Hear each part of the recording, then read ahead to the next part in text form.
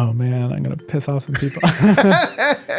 I think seeing food as medicine is wrong on several fronts. There's not a great way to look at food on several fronts. In this episode, I sit down with Kevin Klatt, PhD and RD, who is a research scientist and instructor at UC Berkeley's Department of Nutrition Sciences and Toxicology.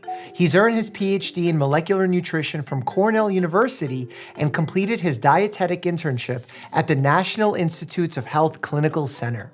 Basically, he's the guy who actually reads, teaches, and performs the nutrition studies everyone loves to quote. We dive into great detail throughout our conversation, unpacking why nutrition seems messier than ever, focusing specifically on the viral claims around eggs, seed oils, and the food as medicine mantra. Kevin does a great job in laying out the guardrails you can trust amidst all the noise.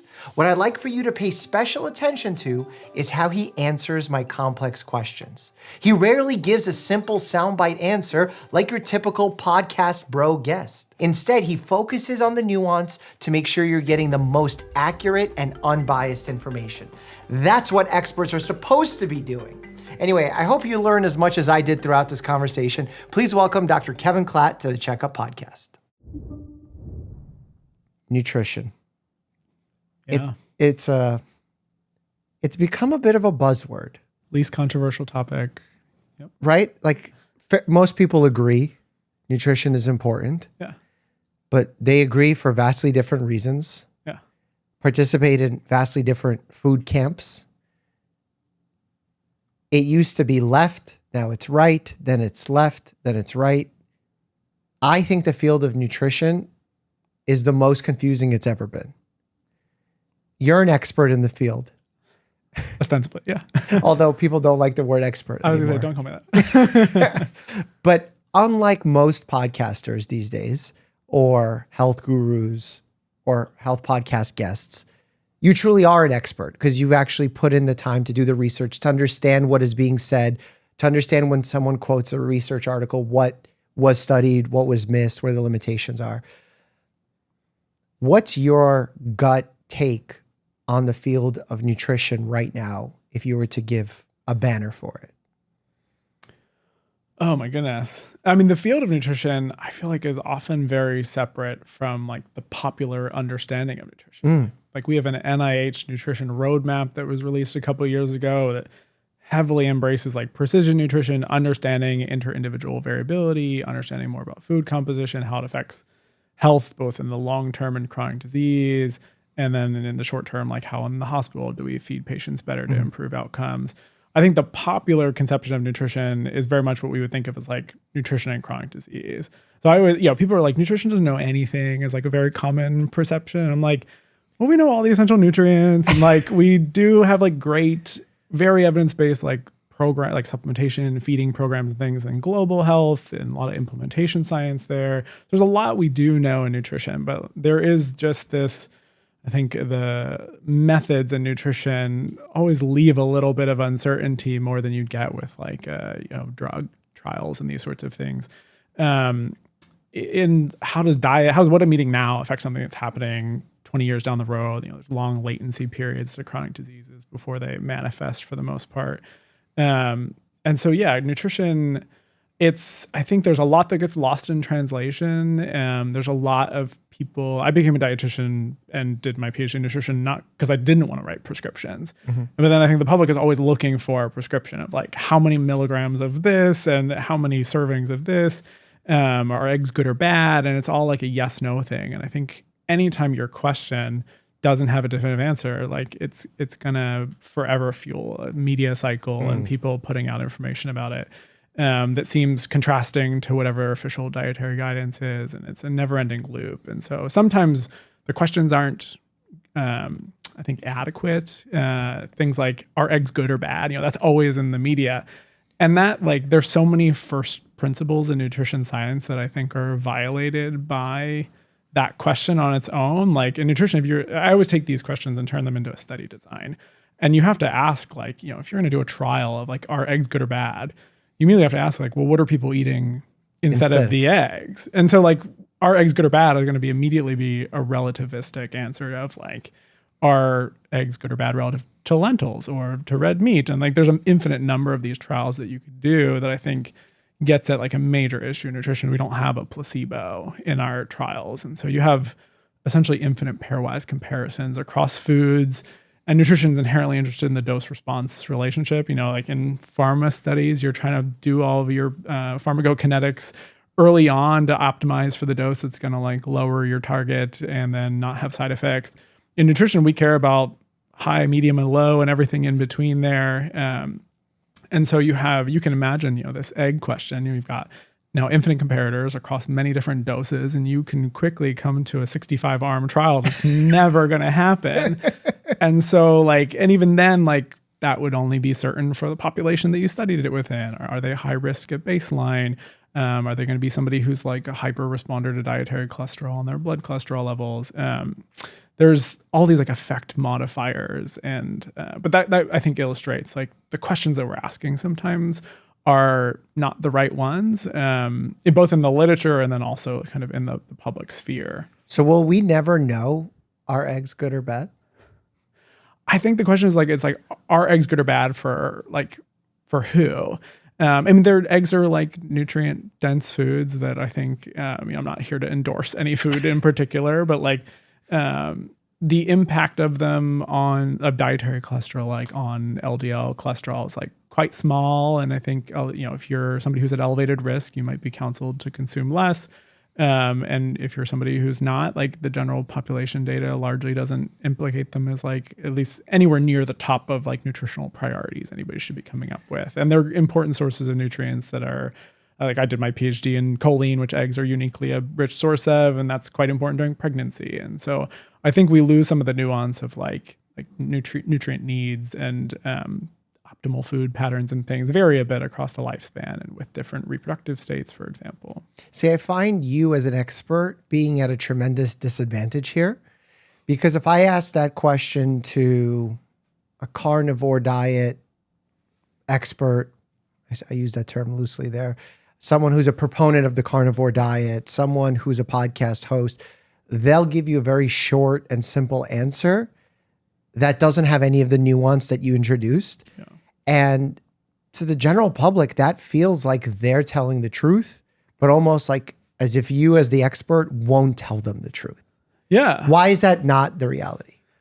I mean, I think we might be at a point where the public is getting tired. Like you can go find anybody to say anything is good or bad in a sort of a deterministic way. We're at the point now where you turn on social media and everything from vegan to carnivore is the optimal way. And it's just like, well, that just can't be true. And I think at some point you have to start to bring science to at least provide not a prescription, but some like guidance and guardrails around like what we think of as being relatively healthy in the diet. But I think I would like the public to just be a bit less prescriptive and also look at diet as sort of, we can't know things, like we don't have the precision in our research tools to know things as like deeply and specified as people would want to.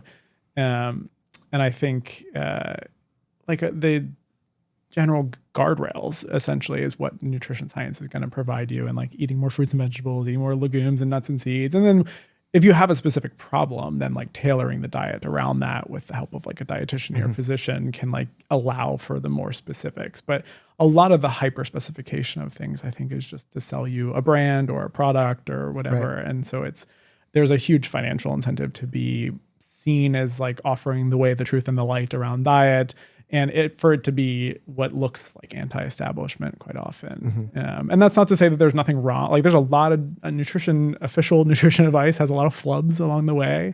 I understand the lack of like trust in nutrition science, and there's polling to show that there's lack of trust in it. And I think a lot of that starts with like some humility from the field about like how deeply we can know things. I think there's some people who think that we just need to like shout it louder and say that the data is stronger than it is, and that'll get the public to kind of adhere to what official dietary guidance is. And I don't fully appreciate, or I don't fully agree with that approach. Yeah, I don't either. I think the more transparent you can be, even though it's flawed, the more buy-in long-term you'll get. Yeah. So you said that we have made significant strides in nutrition research. What do we know with a higher level of evidence about nutrition that would be valuable for someone to know? Yeah.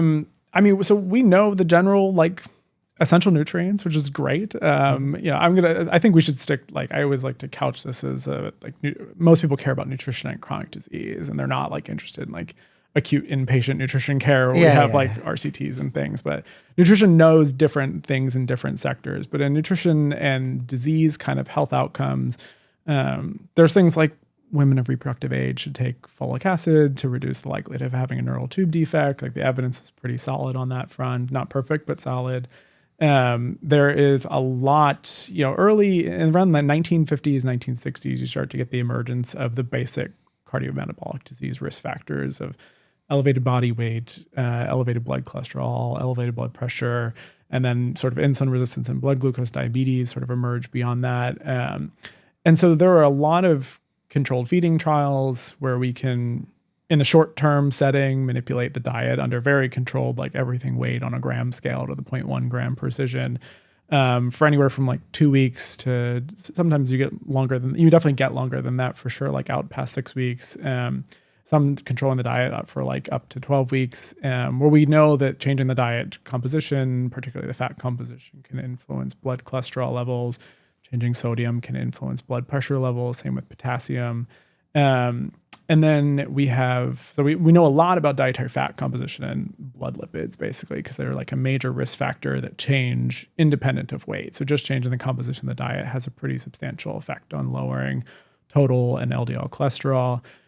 We know things like the DASH diet, which sort of takes our knowledge of not only sodium, but other elements of the diet. It's the dietary approaches to stop hypertension, but there's big New England Journal of Medicine landmark trials on the DASH diet, basically showing you can get close to first-line pharmacological blood pressure lowering with diet by combining a number of elements. So it's like reduced sodium, elevated potassium, like 7+ servings of fruits and vegetables a day, a few servings of non-fat dairy, and that all these things combined have sort of like an additive effect. On the DASH diet, I think it's one of my points I always bring up with patients is it's like 7 or 8 things in the diet that all cumulatively add up, but no one of them is like make or break it. Right. Yeah. And it's sort of a good example of like diet's effects tend to be really small, but like adding up a bunch of dietary changes and then doing that for a really long period of time cumulatively is like a net win. And I think that helps orient people to like expectations around effect sizes. Because you've got everything. You turn on social media and like this supplement or this nutrient that we're all missing is the cure-all. Yeah. And it's like that. Those things are great. As a researcher who has to do a power calculation for doing the clinical trial, like I wish the effect size was so large I needed to enroll 6 participants because I'd see this magical effect of a magnesium or whatever. But the effect sizes are always quite subtle. Yeah, so we should elaborate on that. In order to see the impact of changing this one ingredient in someone's diet, and then to see the impact, you need to have a significantly higher number of participants in that research. Yeah, or like it needs to be a big intake differential that's occurring. Mm-hmm. So like some of the work I did in my PhD is on pregnancy, which we think of as like a uniquely stressed state for choline availability. Mm-hmm. And the choline intakes are relatively modest or low, and that you can intervene and significantly sort of alleviate that choline stress. So like obviously a vitamin supplementation is going to do a whole bunch more if somebody is like deficient at baseline, and you need a lot fewer participants because you just expect a bigger effect. Right. But in like a well-nourished population like the US, like I don't think a vitamin A supplementation is going to be like a magical necessarily. So you need a huge number of participants. Yeah, you need a lot more participants to see that much smaller effect and to handle all the variation that exists. And so same with chronic diseases, like it depends on, are you recruiting people with high blood pressure at baseline, how high? The more modest and closer to like a relatively or homeostasis is maintained, a relatively like healthy state. Like to see diet effects, they tend to be much smaller, and you need a bigger sample size to see them confidently. And so that's a problem for like our nutrition research infrastructure. The ability to like recruit hundreds of patients like you would do for pharmaceutical trials, like extremely difficult. You basically can't do. It's very, very hard to do that in any meaningful time frame with the current way that we fund nutrition science now and the research infrastructure that we have. Why do you think there's so much disagreement when it comes to the consumption of, let's say, animal products or high saturated fat content foods and its impact on cholesterol and thereby impact on cardiovascular disease? Yeah, I mean, I think there's few people debate that like saturated fat raises LDL cholesterol. There's a bit of an effect modification by the food matrix there. So we talk about these nutrients, but like you can get saturated fat from meats or dairy and different types of dairy, and the relative effect of saturates on LDL varies a bit with those foods. But I think most people, you find very few people arguing that like replacing saturate sources with mono and polyunsaturated sources isn't going to reduce LDL. I think a lot of people question the second part of that equation. Yeah, does that change in LDL meaningfully reduce cardiovascular events, which can be influenced by its effect size? You know, it can be small in some individuals. It's quite variable, the degree to which somebody, when they change their diet, that the effect size that they're going to see. And I think, you know, there's old trials in this literature that are suggestive of that replacement lowering cardiovascular events, but they're like pre-statin era. People have total cholesterols like in the 200s and 300s. So people question, like, is this added LDL lowering really all that beneficial for reducing cardiovascular events? Like, calculating a number needed to treat is really tough in this space because you don't have a really rigorous data to do it all that often.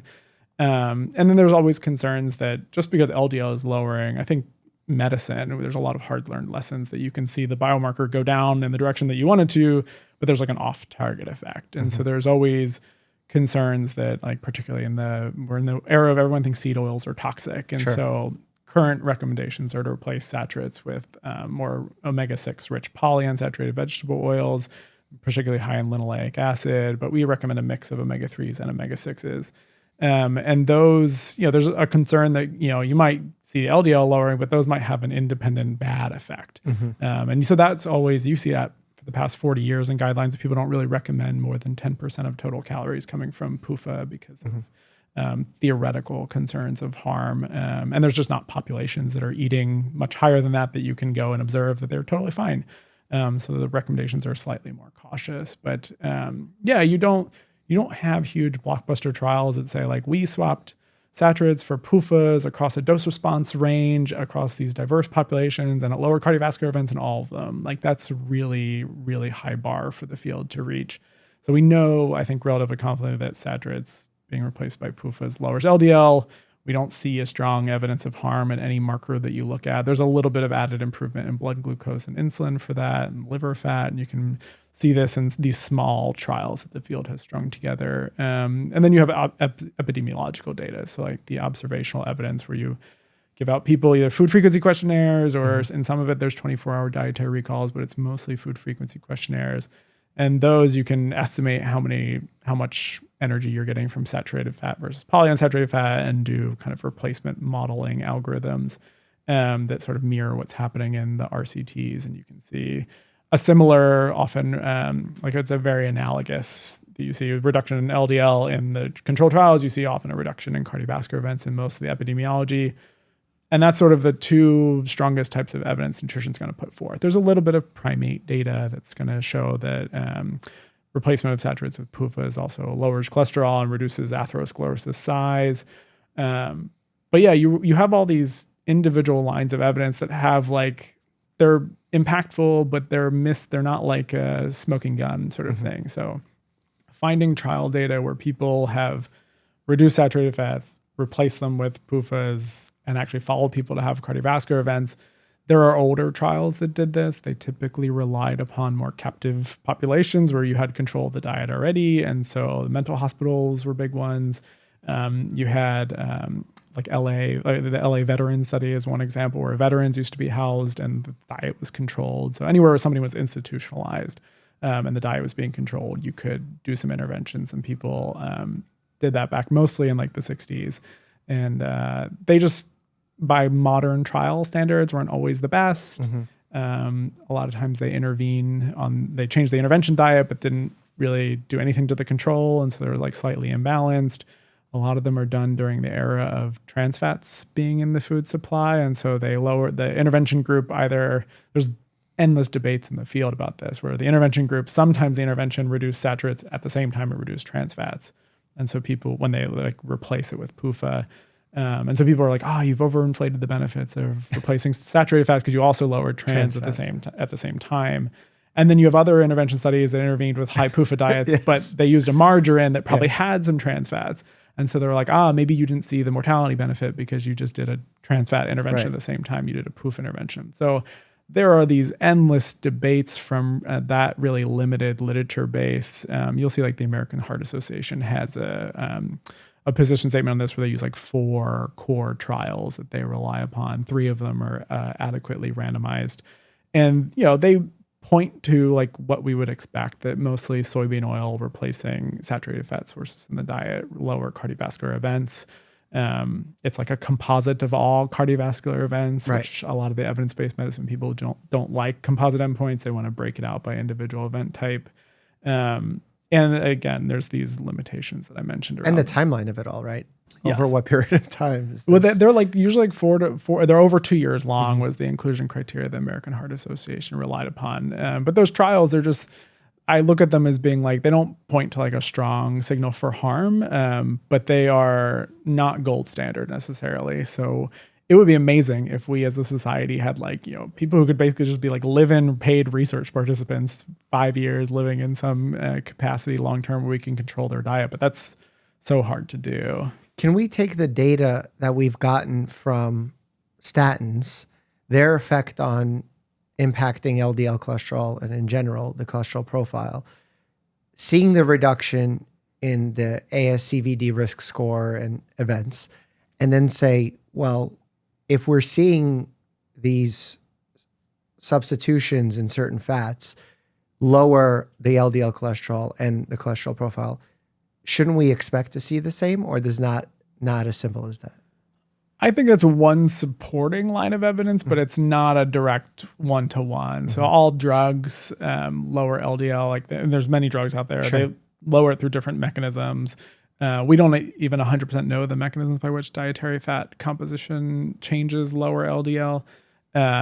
They do a similar thing of like, obviously there's enhanced clearance of LDL from the plasma compartment by the liver. There's also some debates about whether there's reduced cholesterol synthesis for the mechanism of how they actually lower blood cholesterol. But we would expect that LDL lowering to produce beneficial effects. I think the big question becomes like, what are potential off-target effects of the diet? So if you go like super high in polyunsaturated fatty acids, you might at some create point a new problem. Yeah, there might be a toxic effect at some point. And finding the dose response data there is pretty limited. You're often relying on epidemiology. I know the cardiology world is kind of like right now at the point where it's like the lower the better on LDL, and diet is like recommended as a major way to, as a lifestyle way to help control LDL. But that effect size is going to vary quite a bit. And I don't think you can do anything with diet to get down to like less than 30 or 40. There's these old sort of like simian diet, like sort of mirroring this like super high plant-based diets, lots of soy protein, lots of high PUFA oils. And people can get like pretty substantial, like 15+% lowering in LDL cholesterol from these diets. But like that's not getting you down to like below 40 necessarily. Well, it's also the same when I screen people for cholesterol and I find their LDL to be above 200. I'm almost saying to them, like, this is probably not because of your diet. This is a genetic issue, because to get it that high is... it's tough. I mean, there are like, we've seen it in the era keto of sort of carnivore keto diets where people are getting like, if you're getting 80% of your calories from fat and you're skewing PUFAs, then the natural fat composition of the foods you're eating is getting you like 40+% of calories from saturates. And so we've seen people get like super really high. And like it comes down with, dietary switches. But apart from those like obscure scenarios, I try and orient people like, let's see if we can get down like 10 to 20 points with a lot of dietary changes. And people vary like the nature of the genetic issue that they have that's leading to their cholesterol being high. Like sometimes it's responsive to diet, sometimes it's not. There's not like a great way to predict that necessarily. There's random things in diet that can, like I had a patient one time who boiled coffee contains these plant terpenoid compounds that raise LDL, and there's like good data on this, and makes old coffee epidemiology really messy because study to study done across different countries were showing different relationships to cardiovascular mortality, and it turns out like if you're drinking like 6 cups a day of a boiled coffee, like a Turkish coffee, you can be like, it raises LDL quite a bit. And so I've had patients drinking boiled coffee, not putting it over a filter, that are just ingesting tons of terpenes, and they stop that and their cholesterol goes down 20 points. But they're like high consumers of this like obscure thing. So every like diet through many different mechanisms. It's mostly fat composition, type of fiber, a little effective dietary cholesterol, obscure things like terpenoids that can really impact LDL. Probably the polyphenols impact LDL a tiny bit. But they all work through potentially slightly different mechanisms, and your patients all have LDL being raised for slightly different reasons. So a lot of like when I talk with patients, it's very much setting the scene for like, you might see magic, you might see nothing. We just like, I want to be clear that we know the like general average effect, but there's quite a bit of variability, which underlies a lot of the academic enthusiasm for precision nutrition of like trying to predict why is there so much inter-individual variability in the response to diet. Yeah. I'm going to ask this next question, not with your thinking cap on surrounding acute hospitalized medical interventions. Sure. Thinking more chronic disease, average person who wants to lower their risk or perhaps lose weight or something along those lines. Is the notion of using food as medicine overrated and really not very valuable? Oh man, I'm going to piss off some people. I asked it in this very specific manner specifically. That, yeah. I think seeing food as medicine is wrong on several fronts. There's not a great way to look at food on several fronts. Like the totality of diet can have medicinal effects for sure. And nobody's denying that, but like we're not studying food as medicine for the most part. Like if you want food, a lot of people say food is medicine, and then you ask them, okay, well, where are the randomized controlled trials with heart disease endpoints for foods? And you have like the Predimed study is like one single example, but most people don't want to study. We don't have the level of evidence to back up the statement that food is medicine that we have for actual medicines in almost all cases. And so I think that's a bit of overstating the efficacy of food-based interventions. I think a lot of the food as medicine stuff comes from the idea of like, we should do healthy food prescriptions and this sort of stuff, which there's active trials ongoing around that. I'm curious to see what the evidence is. I have no idea how it's going to turn out necessarily. But food as medicine also like I see a lot of hyperbole around it that makes me quite cautious. Like, oh, olive oil polyphenols are going to like cure you of breast cancer. And I'm like, it comes with this like weight of having this like massive treatment effect. And there is, again, evidence like the DASH diet having like close to first line pharmacological therapy for blood pressure lowering. And like, I don't want to undersell that at all. And I want people to appreciate that like what they're eating on their plate every day, like does impact their health. But it's definitely like overstating it. And I think makes it very prescriptive when there is a lot of flexibility. Like nutrition has not always done a good job of tailoring the diet to an individual's culture or preferences. And there's a lot of ways that you can take dietary interventions and adapt them to whatever your socioeconomic status is, whatever your religious beliefs are. Food as medicine sort of takes the very small subset of foods that we have studied, which are mostly like there's a lot of like love for the Mediterranean diet. And there's nothing like that we know of that's like so uniquely amazing about the Mediterranean diet. It's just that like nutrition is like science happens to study it. Yeah. Science is founded in like Western traditions. And so they got interested in the Mediterranean, but like you could probably have a traditional Japanese diet, traditional African diet, all that if we put the money and resources into understanding those foods, the food composition, to design trials around it, that you would find similar benefits to the Mediterranean diet. When you look compositionally at the foods, there's no reason to believe that like it's all that magical. So it puts a bit too much mysticism around food for me. It's like, it's not about the food, it's about the totality of a number of interventions across their nutrients. It's like a food lifestyle. Yeah. I want something like that conveys a similar message, but like more timid. Because food almost is medicine. Because clinically you see the dark side of this, and so I did my clinical training at the NIH Clinical Center, which you don't get there until you've gone through many specialists, particularly to like, there's a lot of oncology patients, and they are there on like a CAR T cell therapy as like a last ditch treatment after several others have failed, and you see patients, family members spending their last dollar on food and supplements that they think, and magical dietary regimens, green juice, fasting, and they have really bought into this like food is medicine. And I can't tell a patient like that. There's no randomized control trial data to support really any of this. And And I think that's I can't tell you the number needed to treat, number needed to harm. I've seen harms of it, like anecdotally as a clinician, where patients who definitely did not need to lose weight were already wasting away, got put on a green juice fast, and they are now emaciated even more 3 months later than they probably would have been if they had drank an Ensure. Sure. And so, yeah, I think that is where, I know you said don't go to the inpatient setting, and I just went to the inpatient setting. No. But I think that's a very concrete, clear example. Yeah. I just meant don't go into the inpatient setting because I know it's very easy to start saying, well, someone congestive heart failure, you want to put strict limitations on their sodium, or you have someone who has calcium oxalate stones. Right. You want to tell them to avoid spinach.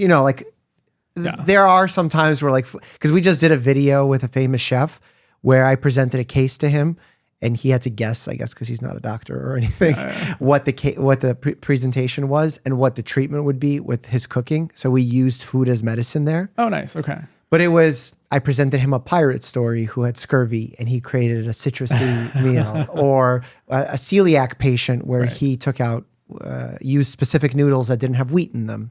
Right, like a patient with PKU that's on a restricted phenylalanine diet. That's where really food is the medicine. Yeah.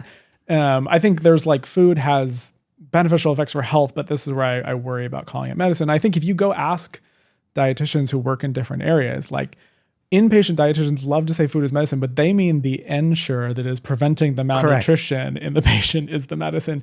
Which if you go out to the regular general population, they think Ensure is poison because it's seed oils and corn syrup solids or maltodextrin. And so I think the vibes of food as medicine are good if you got people in a room and ask them to define, okay, well, which foods are medicine at which doses and for which populations, you'd come up with 85,000 different answers. Unlike if you ask, what is a statin? It is pretty obvious. It's standardized. Yeah. I think that those two schools of thought really need to be hammered into the minds of people when they watch content surrounding nutrition, because food as medicine for someone working on the inpatient side, which is why I wanted to avoid that, not avoid it, but initially in that answer was because it's different than food as medicine as it's talked about colloquially, amongst friends. Right. Yeah. So I think that is an important takeaway, because what does it mean that food is medicine? Can you really eat an anti-cancer diet? What the hell does that mean? I would love for the U.S. to fund research to know if there is a diet we should be feeding when patients have specific types of cancer, and does it have any effect? And even that, it's very hard to do. It's hard to do. Yeah. And that's in a specific population. Right. Now, extrapolate that even further. For a person that is healthy, almost not having cancer in a screening way. Right. So you're taking a healthy population, you're saying prevent them from getting cancer. Talk about making it 10 times more complicated than already the complex picture you tried to do. And I mean, that's where I think general guardrails are fine without getting hyper prescriptive, high fruit and vegetable diets, maintaining a healthy body weight. There's general guidance from the World Cancer Research Fund and the IACR that put together these monographs of diet for cancer. And it's overwhelmingly prospective cohort data. We don't have for cancer, it's a bad one because we don't have biomarkers really that we can readily control the diet and assess. People come up with ones, but they have kind of questionable prognostic capacity. So for certain outcomes, we have I think just naturally more robust evidence where you can measure blood pressure, blood lipids take only a couple weeks to reach a new sort of homeostasis. And so you can do a dietary intervention study in just a few weeks and see, okay, blood cholesterol dropped 15% or whatever, great. And that persists over time with those changes. And so there's different biomarkers, different diseases that we can say a bit more confidently that the totality of dietary changes has a effect that is potentially relevant for prevention. And in other disease states, we don't have as much data, or we only have one type of data. So it's I don't want to undersell. People get really in the weeds on a lot of this stuff, and it's we've had the diabetes prevention program, landmark trial that used the supposedly poisonous low-fat diet. If you go on the internet, but used a low-fat diet to counsel on weight loss, get an average of around 7% weight loss, and you see huge improvements in people who were pre-diabetic at baseline, kind of not progressing to type 2 diabetes diagnosis. So which is something you spoke about with my recent interview with Dr. Jason Fung, where he said that it wasn't part of diabetes sort of management. Yes. That was an interesting history that was told. Well, because I wasn't around then, it was hard for me to understand that. But what is the actual reality when it came to the early 2000s of management of type 2 diabetes? Yeah, you get the diabetes prevention program in the trial in the 90s, and a few publications that come out from it that start to show that the degree of adherence to the low-fat diet and the weight loss is highly predictive of not progressing onto type 2 diabetes. To late 90s, early 2000s, you see these publications pop out. And so by 2002, 2004, ADA is putting out their position statements, and you can track it across the 90s. They always kind of said, beyond the evidence, at least with the way that we would look at it now, lifestyle is important, weight is probably a risk factor, counsel on weight loss, but it gets more, I think the impetus for it and its focus and the guidance really starts to get hammered in around 2002, where they're we've got the DPP trial now, which is still a super landmark trial. You look back on, we know that it randomized either to lifestyle or to metformin or just to control. And the lifestyle and metformin do quite similarly and quite well in preventing a number of a large majority of individuals from progressing from prediabetes to diabetes. And that's prevention 101. If you want to call that food as medicine, but all those people are eating different foods. They were all had sort of their lifestyle counseling individualized to what their current state was. And just, again, it focused a lot on weight loss. And there were other dietary goals, but this was even pre the era where there was a big focus on reducing sugar sweetened beverages. That was not a major component of the DPP per se. So yeah, the people I think want this fine-tuned, hyper-prescriptive, super granular, and that's fine if you've done all the big think things leading up to it. I think people have to realize there's diminishing returns for the most part. Yeah.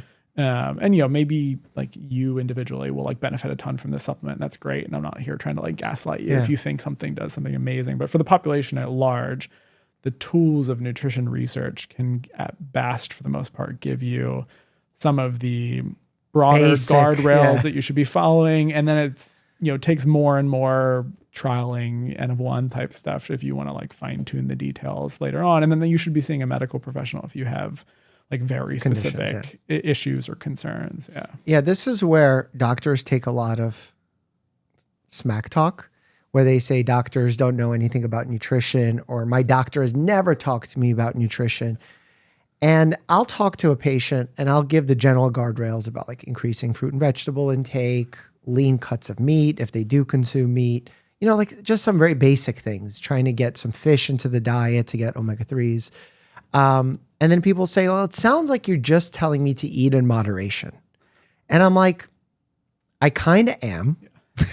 Very sexy. Yeah. Yeah. And I know that's what grandma used to say. Yeah. And a patient will come in and say, is it terrible that I have ice cream once a month, or I have a hot dog? Because I saw this study from some classification that said processed meats increase rates of colon cancer by X%. And I'm like, look, it kind of is in moderation, but what moderation means to you might not be what moderation means to someone else. So we have to be careful about how we say it. But in reality, when I'm talking to patients who are living in real life, and when I say real life, I mean not the concierge medical population that are millionaires and billionaires that have a chef traveling with them. Yeah, exactly. So that is kind of a unique population because it's not real life. I'm talking to people who have jobs, who have children, who have multiple jobs, multiple children, and are stressed out, and what is right for them. Yeah. And for me, it's more about trying to remove some of the bad habits or limit some of the bad habits rather than think about boosting immune system or boosting health or health hacking. And people view that negatively on social media because they say, oh, it's because you're not as advanced as the experts on the Huberman podcast. You don't understand the research that they're looking at, and you're just being simplistic. What is the counter to that? So I can use it in the future. Yeah. There's not a quick counter, which I think gets back to this problem. Yeah. But to unpack that, I think, people are, I guess, the other experts that are providing hyper prescriptive advice. I would just always encourage people in real clinical nutrition where, you're getting 5 minutes to talk about diet, maybe max. Even where in nutrition you have an hour, a dietitian has an hour with a consult for a patient. You're doing a whole diet history, a whole assessment of all of their, whatever they've had clinically done to them, their biochemical labs, their body, what we call anthropometrics, of body weight, waist circumference, anything that might inform upon their nutritional status, before we then talk about like, what are your values and preferences and kind of what foods do you even have available to you? And like, then thinking about like, what changes can we make? And so I'm always, and even with all that data, it's how drastic are the changes that you're making? Well, so they're just super tailored. Like what you're paying for essentially with a dietitian is to like be like, let's triage of all there's thousands of products out there. Right. And thousands of influencers who, if you went out and did every single thing that they confidently told you to do, you'd be broke. Even the like rich millionaires would probably be spending $10,000 a month on supplements because there's always, I mean, I've had patients taking more than 45 supplements.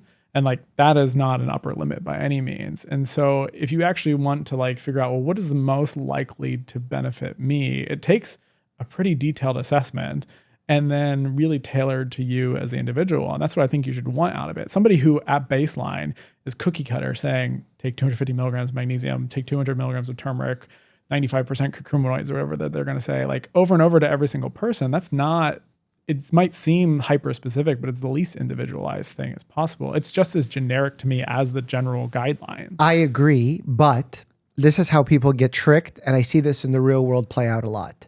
They go see a doctor, a specialist, someone, they do some kind of tests. Yes. Because you're doing tests that are validated, that have some logic behind them. They'll do some tests and they'll say, I tested you. I'm the expert. Here's what you need. Yeah. Almost, I'm probably going to get in trouble for saying this. People will watch a lot of chiropractor videos. You've seen them online? Yeah. The thing to me that's most interesting is the people who very much support, let's say, chiropractic medicine for relief of pain, for relief of symptoms, are usually people who are interested in natural remedies, natural cures, don't want to be on medications. Totally reasonable. I think that's a good general standpoint to start on. But then those people also want individualized care because they want to be treated like an individual. They understand human bodies are different, and pharma oftentimes misses that. And in the day and age where it's run like an assembly line, all those negative things that they say about modern medicine, agree. Now we're on the same page. But then if you watch any chiropractor video on TikTok, whatever, they're always doing the same three things. Yeah. Doesn't matter if you have knee pain. It doesn't matter if you have toe pain. It doesn't matter if you have neck pain. Doesn't matter if you've been in an accident, not been in an accident, play sports, don't play sports. They're doing the same three things. And that's what it comes down to, some of these influencers where it's like, yeah, they evaluated you, but was that evaluation actually valuable enough for them to specify what treatment they're selling you? How do we decide that? How is a reasonable person supposed to know? Yeah, I think that's $1 million. If I knew the answer to that, I would be much wealthier than I am.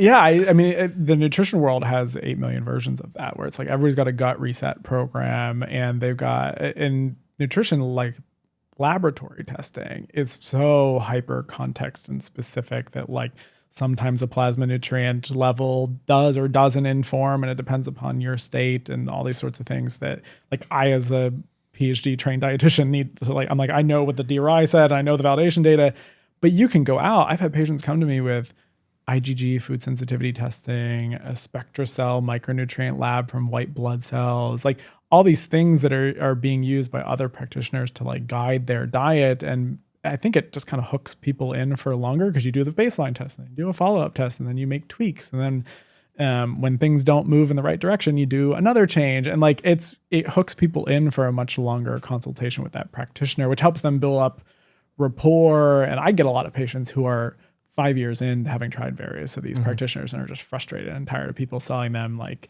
a quick and easy solution. Because I think they start rightly skeptical of modern medicine's like hiding something from them about like a quick and easy solution. And then eventually kind of have to come to be frustrated with the alternatives that are all very confidently providing them with, I know the way, the truth, and the light about diet and supplements and natural medicines. All I try and do is arm people with like, what should make you skeptical? I am encourage folks to be skeptical of pan practitioners, as in they practice in everything, like pan as in all. Yeah. And I get people coming to me as a dietitian who are like, okay, well, what's my exercise plan? And I'm like, that's do it. That's the exercise. But they're going to people who are giving them entire like lifestyle overhauls on this is your supplement routine, this is your diet routine, this is your exercise routine. And it's just at some point, I think folks need to realize that like very few people are experts in all of those things. I am very big on scope of practice. Even within nutrition, there are domains I try not to touch on at all because it's just outside my field and I'm not up to date with the most relevant data. But we're seeing that everywhere on social media where people are pretending that they can walk in 5 lanes and be an expert in everything. And that's just not possible. I would always encourage people to look at the totality of what's out there. Like it's fine to want to get somebody's opinion on a single supplement, but just also realizing that there are many, many other practitioners you could go see that are going to tell you with the same level of impetus and confidence that this other supplement is going to do the same thing, and that there's dozens and dozens and dozens of supplements out there on the marketplace. And just so going in, being skeptical and trying to think about like, okay, if I'm going to try something, I need to know how am I going to decide what I'm going to try? Work with a practitioner who's willing to kind of do that with you and not just like confidently selling you one thing that they're also doing for every other patient that walks in through the door. And having like some sort of test set up to like, okay, what do I need to know a priori needs to improve? Like how am I going to objectively know that I feel better, sleep better, whatever it is, whether it's like through a log or something that you're doing, and give it 3 months and see if anything meaningfully changes and be real with yourself. Because if you're not walking in skeptical of the practitioner and the products that they're selling you, you're going to end up on spending tons of money seeing a bunch of different people on 45 different things and having no idea at the end. You're going to be in this soup of like, well, maybe I feel better, but I don't know which of these 45 products was doing it. But we are sort of in this like wellness capitalist hellscape out there where you can just sell anything. If we allowed pharma to make the claims that supplement makers are doing, and supplement makers aren't even making it themselves, it's not illegal to have your influencers who have an affiliate code doing all the illegal marketing for you nowadays. So I don't know that there's a way to combat the one-on-one like good feeling you get when a practitioner is listening to you. You start to trust them, and then they have the answer for you, other than to convince people that like that's not real. Yeah, it's a good feeling in the moment, and I wish modern medicine could combat this by not having 6 minutes spent with your doctor trying to address everything. I wish there was referrals for dietitians. Most insurances will not cover dietitians, or maybe just a couple of visits at best.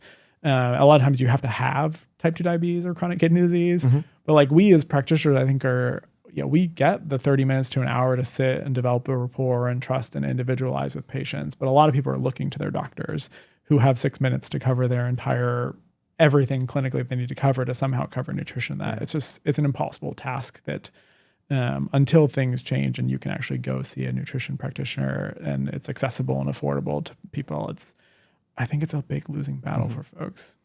I have a specific question and a very interesting question that I don't understand the nuance of. Specific question is, your patients that were jumping around from those providers that were encouraging them to take 45 supplements or follow their protocol, what have you, if you can, and you've seen them harmed by it, right? Yes. Okay. So you can go back. It's usually why they're at my doorstep. Exactly. They're like, I have all these non-specific symptoms that we can't figure out which of the 45 supplements is the problem. So if you can go back to before that person went to see those providers and say something to them in order to prevent them from falling into this trap, what would you tell them? I don't think I would tell them anything specific. I would just listen to them, hear what their problems are, and talk about, I will talk about any data, diet you want to talk about that you want to try, support you in it. That's what I like. Nutrition guidance for the public is like almost a losing battle because everybody has different reasons that they eat. Whereas like with a patient, it's just a matter of, I think a lot of people go to alternative practitioners because they just don't feel heard by their doctor. And sitting down and saying, what are you feeling? What have you heard? What have you read? Let's talk about it. And I have a very select patient population, but this is from my experience of folks coming and they're like frustrated and just, I think, feel relief from somebody listening to them, explaining the nuances, the logic behind, and the data, because everybody now has a PubMed ID in their Instagram bios or in their Instagram posts saying like there's science to back this up.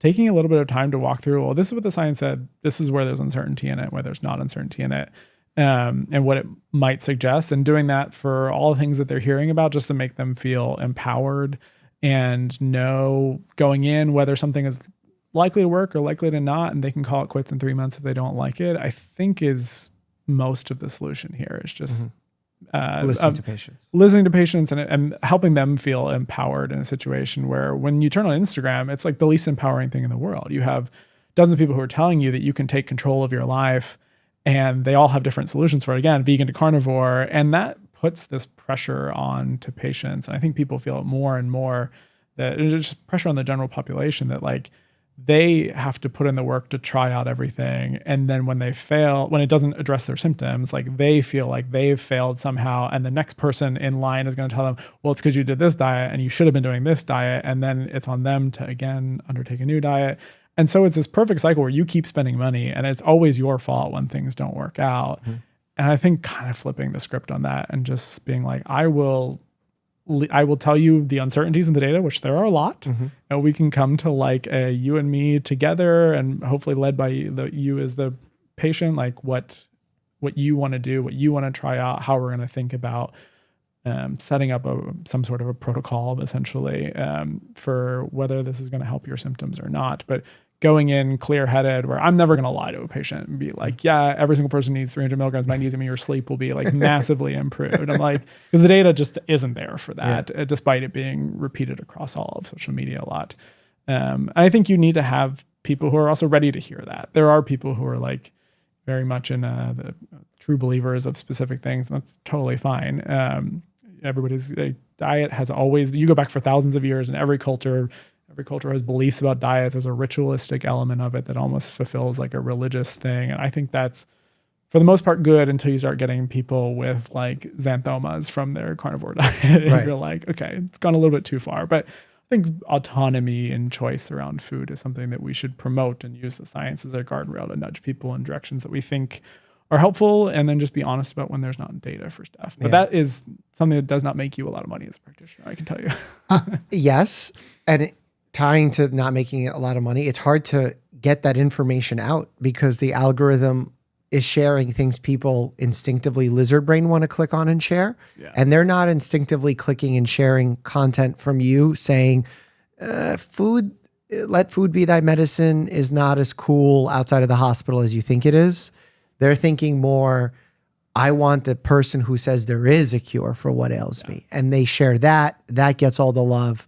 Therefore, the good evidence kind of gets put into the background.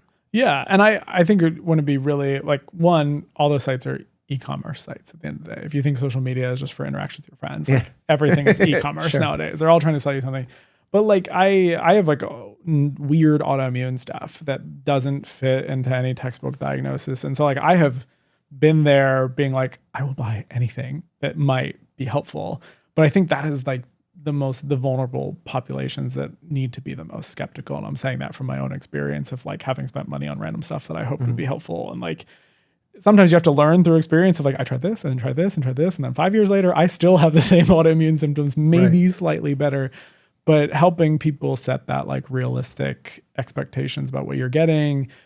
We have so much skepticism around like, how has big pharma and big food influenced food nutrition guidance? And I think realizing that doesn't make the little guy on Instagram like somehow free of conflicts of interest. If anything, they often have more. They're like directly benefiting, and their whole livelihood is dependent upon selling stuff. So it's 2025. People lie on the internet, I think, is kind of like a theme that we all need to just embrace and then navigate that wellness landscape. And even if you do have something like a serious condition that doesn't have a clear medical treatment for it, I've had those patients. I'm like, I will talk you through the theory if you want to try something, the safety associated with it, noting that there's no randomized controlled trials that show that this is helpful. I think you need more practitioners who are just like open to listening to patients with where they're at, which modern medicine is in no way helping patients in that sense.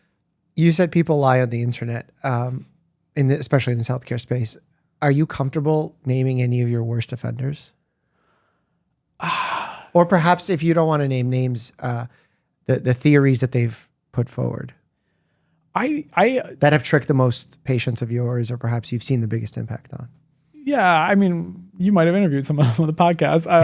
I don't know that like I see themes. I like truly try not to track.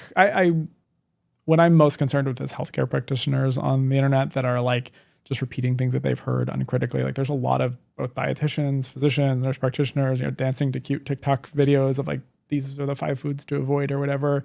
That's what I get sent a lot and what I like am most likely to criticize. The big sort of people who have a brand and are obviously selling something, I think the public just needs to be skeptical, and I don't spend too much time like critiquing those things all that much. I think there is general, what I focus on are like themes to be skeptical of over people, because all these top influencers have a PCOS nutrition guideline, and now they all have menopause supplement lines, and then they all have a gut health thing. And so I think the public being aware that like these are sort of like hot gimmicky things that, sure, there's a bunch of microbiome data and nobody's doubting that the microbiome is like related in some way to health, but that doesn't mean that there's testing it is going to give you any valuable testing's not going to give it a therapy that someone claims works through the microbiome or works on the microbiome doesn't mean it's clinically efficacious for anything.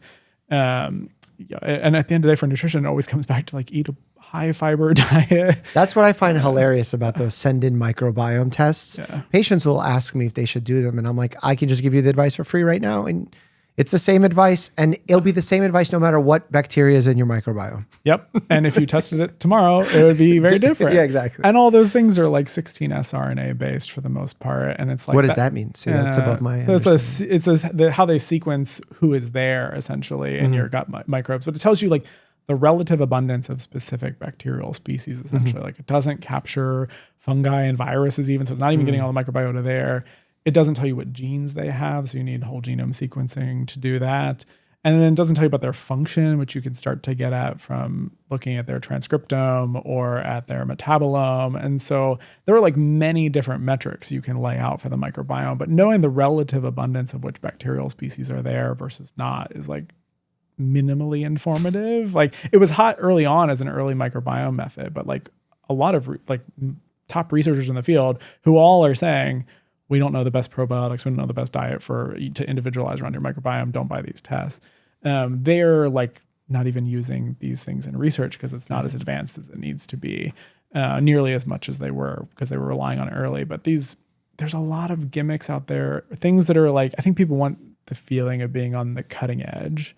But the cutting edge often means we know very limited about it. Like and that's fine if you want to do a diet or an a experiment supplement or something. Yeah, but being real with yourself about like cutting edge means high uncertainty. Yeah. And I think that gets left out a lot of times in the marketing and the hype of things. And that cutting edge doesn't mean that everything that happened before it is necessarily wrong. Like there are blockbuster trials in nutrition that change nutrition recommendations that are like with peanut allergy prevention in young kids. Sure. It used to be said like delay, and then blockbuster trials like actually no, earlier is much better. And when there is definitive evidence like that out there, there's like a huge full court press for getting changing that info out there. Yeah, like no one's secretly hiding this top information from you.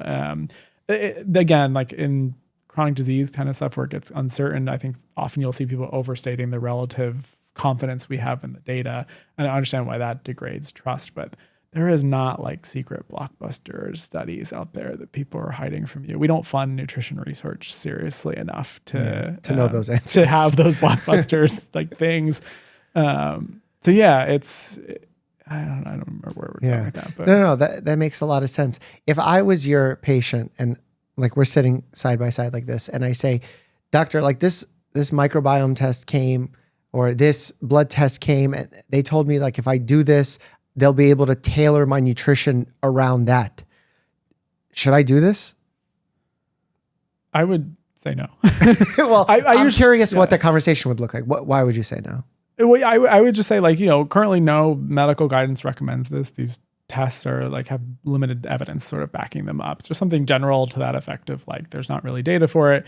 And I usually ask patients, do you want to go into like what the theory is and why people are pushing it. And some patients want like the deep dive, and some people just want to hear no. And there's various shades. What's the of deep dive of why those things in general fail? One of the Fail your sniff test, I mean. Yeah, one of the ones that you see the most common is the food sensitivity test, which you can buy now on like Target from Everlywell or whatever. And so they're like IgG based food sensitivity tests that get sold as like the more IgG you have and reactivity to a specific food, the more likely you are to be like sensitive to it. And they're not really defining sensitive. It's just like this nebulous concept of I feel bad after eating something maybe.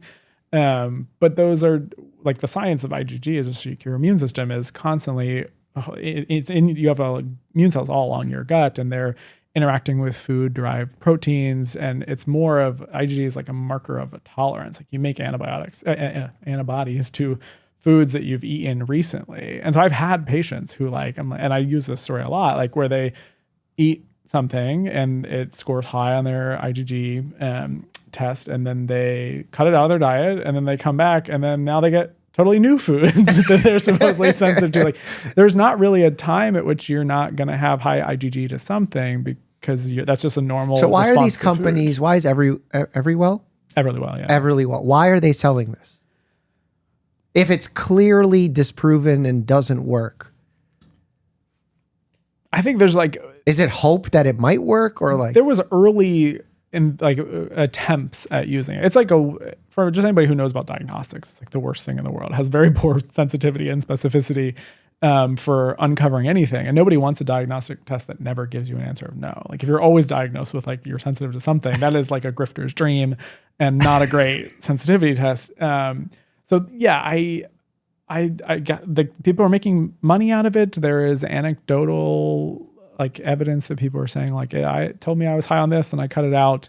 And the action taken from it may well be real. Like if you score high on wheat and then you have IBS and you cut out wheat, which is a major source of FODMAPs, you might feel better. There's biological plausibility for how these things could work in a way for somebody that didn't ever really require the test, but they also maybe they didn't have access to a dietitian or a physician who knew something. So you can stumble into, I think, something that works, but that's like the clock being right twice a day when it's broken. Clock right twice a day. Yes. But I don't want to gaslight people who have done it and say that they've had a benefit from it, but it doesn't mean that it's indicated for the entire population. And there are ways to find out about foods not working well with your body that are not that unscientific.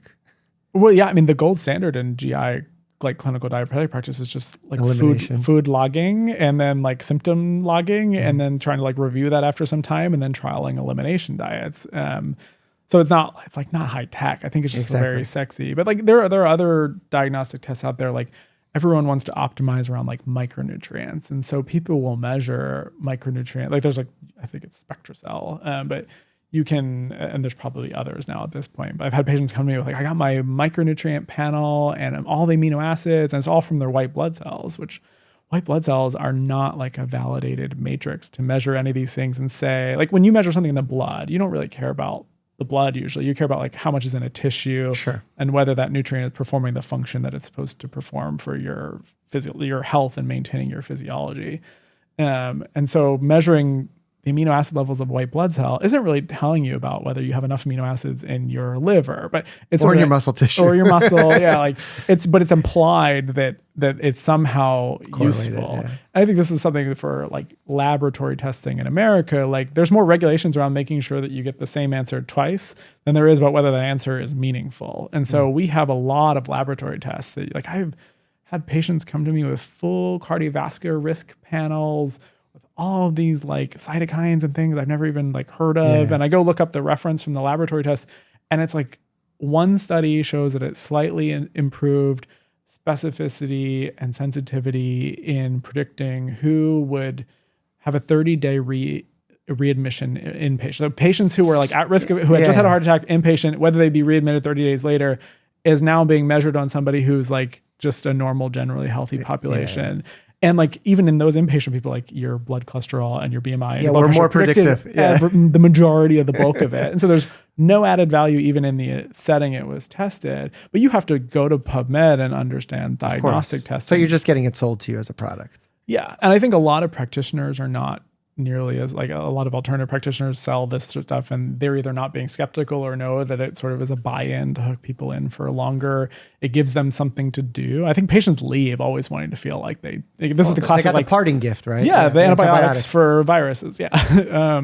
And in nutrition, I think it's something similar. And often it's a huge problem with the scope of practice of dietitians of like, a lot of it is education. Like, I mean, inpatient stuff, you can have specific prescriptions for formulas and whatnot. But like, if you're just educating people based off of like what they told you and you're telling them what you think the diet should look like. And I think for good dietitians, we really need to be trying to like deliver something.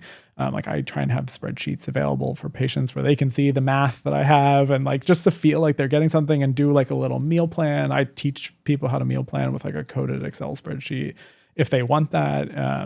But to feel like you're delivering something, because that's often a lot what the alternative practitioners have, and they get a ton of money out of like, you have to pay for those tests and then they're coming back again and again to review it. But none of them are really indicative of like, they're not doing what they say they're doing. Of like, they're measuring the status of a nutrient in your body. And then there's no trials showing that like randomizing people to getting this test versus not are actually improving any clinical outcome. For the field of nutrition outside of doctors, there exists a field of nutritionists and dietetics. What is the difference? Why do I get so much hate in the comments when I say it wrong? What do I need to know about this? Yeah. In America, there's not like really as many like federal regulations as you might think. So it's like very state by state. Dietitians, it's like typically it's a protected title in a state. And so you have to have gone through a specific series of now it's a graduate curriculum that we call the didactic program in dietetics. So your didactic courses, and then like 1,000 hours of supervised practice, and then pass an exam, and then you can be a dietitian. Nutritionist is not. And that's like a master's? Now it's a master's. It used to be bachelor's entry level. So you'll see a mix out there, but it's increasingly all masters. So I teach in one of the master's programs at UC Berkeley. So your goal is to train people who are meeting specific educational thresholds and clinical thresholds and get exposure to the general population, everything through like, people doing nutrition support where they're either tube feeding or IV nutrition, like TPN on patients. And so that's like a protected title, and that you should not be using saying you're an RD if you're not actually an RD. Yep. Nutritionist is not a protected title. And so I want to be clear, this is specific to America. Other countries have more protected terminology around like the UK has like a registered nutritionist and they have a registered dietitian credential. We don't have anything on nutrition. So when someone says they're a nutritionist, what does that mean? It gives you zero information about the person's training background. So Sam could be a nutritionist? You're a nutritionist. Congratulations. No, but literally like you don't need anything. I see people like they did a 2-day workshop on the weekend, and then they're like, I'm a nutritionist, a career changer. And like some of the people who are like the most influential nutritionists online have no like formal training in any of this. A lot of it's like people coming up like got into bodybuilding and they have like the physique that somebody wants, and then they sell nutrition plans and will call themselves a nutritionist over time, but don't have any like formal training. We are actually bad at understanding this as doctors. Yes. Because we have like in my program, we have nutrition students. Yeah. I have no idea what that means. I don't know where they're a student from. I know that they help me talk with my patients when I don't have enough time in order to give them education about what a carbohydrate is. Yeah. But I have no idea, are they studying to be an RD or are they taking some course? I mean, I'm sure they're not, but. I mean, I have met like deans and heads of endocrinology programs who go, Kevin, what's the RD after your PhD mean? And I'm like, you probably shouldn't tell people as an endocrinologist you don't know what the dietitian is. But this is a problem, I think, for dietitians too, is like, and nutrition becomes its own little insular world. I mean, it's like we have the EARs and the RDAs and the DRIs, like it's the DGAs. We're like a whole acronym soup that is not really accessible unless you've trained in it. That doesn't help us. And even just like, what is an RD? It's a full acronym soup. But I think RDs need to get out there and interface more. Like a lot of what, inpatient RDs even, like how many times did you interact with an RD in your medical training? So there was someone from nutrition that actually came with us on rounds. Yeah. So that was a thing, but I just didn't know that they were an RD. Yes. I would have probably accidentally called them a nutritionist by accident. and you might have gotten a tongue lashing. Yeah, That. yeah. I'm like less cagey about it. I'm like, call me whatever. Just, the fact that you know I exist, great for me. I mean, I always have the problem because dietetics is like 90% female. And so I always got mistaken. They were like, oh, the medical resident. And I'm like, no, I'm the dietetic intern. Like, Okay, got it.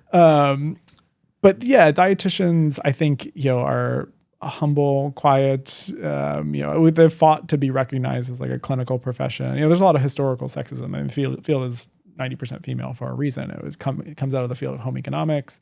And then it really gets launched by like the wartime, like World War II in particular, where there was like high rates of malnutrition, lots of concerns about the readiness of soldiers, making sure the food supply was adequate for both feeding people adequately at home and soldiers. And so dietetics got like a big launch there.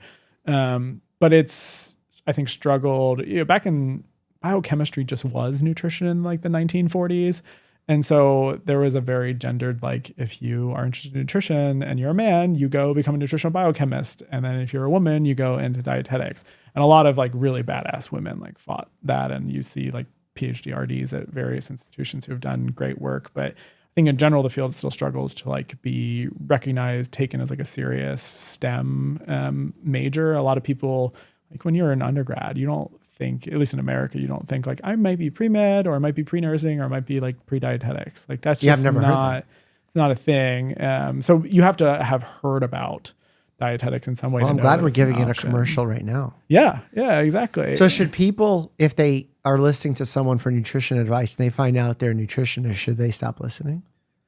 No, I don't. I mean, so dietitians are like probably, it'd be great to go to dietitian. Dietitians are also like overkill. Like we're like medically trained professionals who are like, can go and feed a baby with like short gut in the NICU who just survived NEC and needs TPN. Like, I mean, there's like a really advanced skill set of dietitians and like not everybody needs that. I think you should go to people that you trust, that you have a rapport with, that are not selling you a bunch of stuff at every angle. You feel like you're getting good coaching, motivation experience out of. I want to hammer home because I know that message is so important. I know people it won't land correctly. The idea of not paying for something. You're not saying that because you're anti them making money or that you're anti-capitalistic or something of that. You're saying it because there's nothing really to sell. Well, you should pay to talk to the person. Of course, yeah. But I'm saying like product wise, there's nothing that exists that's proven that people can sell to make money, but also help you. Is that a fair, like, general statement to make?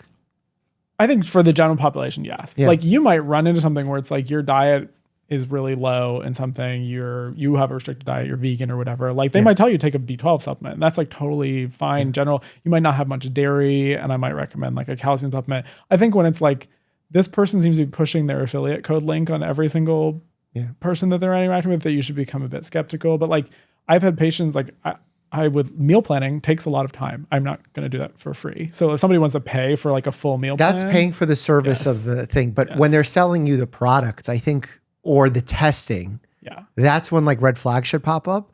Not because, again, we're anti them selling those things. It's just because there isn't even one that I can think of. You found like some very specific examples with vegans and B12 or folic acid in those who are trying to conceive or of reproductive age. But in general, there isn't much to sell. And that's why people judge the doctors that are not selling something. I'm like, no. Those are the people telling you the truth in the least sexy way possible, but it's the truth.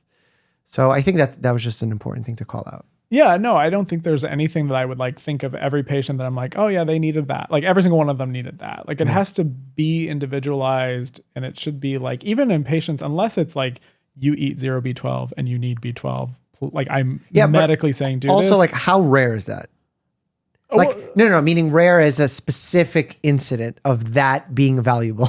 Yeah, it's definitely the minor case, but like I think if somebody is trying to like, it recommends a product to you once, like I'm definitely want people to walk away with this, like it's not a crazy thing to recommend a product once. It's when somebody's like giving you a cookie cutter thing, they're not being honest, they're telling you it's like a magical benefits, like these are the red flags I usually encourage people to look for. Because you telling someone with folic acid or B12, that's like such a specific thing. You're not pushing a line of B12 formulas. Like that's where it starts getting weird. For sure. I mean, I have to be careful about this. I've done work in like control trials in choline, And it's like one of the nutrients that I like have the most perceived expertise in. But we had industry funding for it. But I get all these patients referred to me to talk about choline, and like I have to be careful to be like, let me not like they want me to come tell them take choline, and I'm like, I want you to go see someone else, to be honest.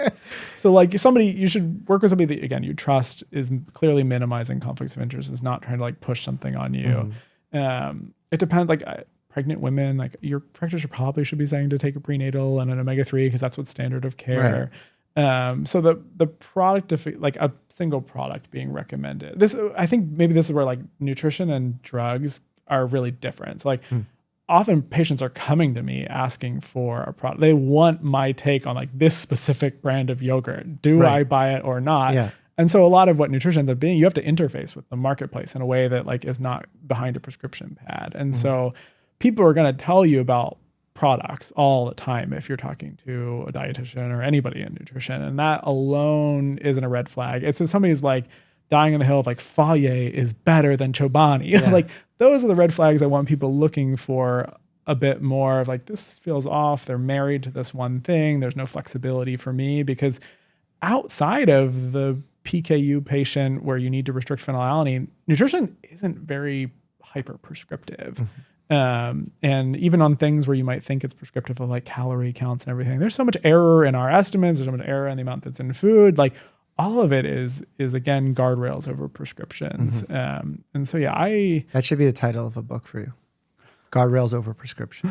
Oh, I like academics so much more. I'm like, the book I want to write is an entire history of like nutrition, like something overly wonky that 12 people will buy. What do you mean? That would be in hype demand right now. I just wrote a 20-page review article on all nutritional guidance in America, dietary guidelines, nutrient reference values, all the things that shaped their evolution over time. And so that'll be out eventually. But I was spending hours on Internet Archive, like reading 1890s like dietary plans from the USDA, and like that's the nerdy stuff that I like more so, which again makes no money. So in due time. Yes.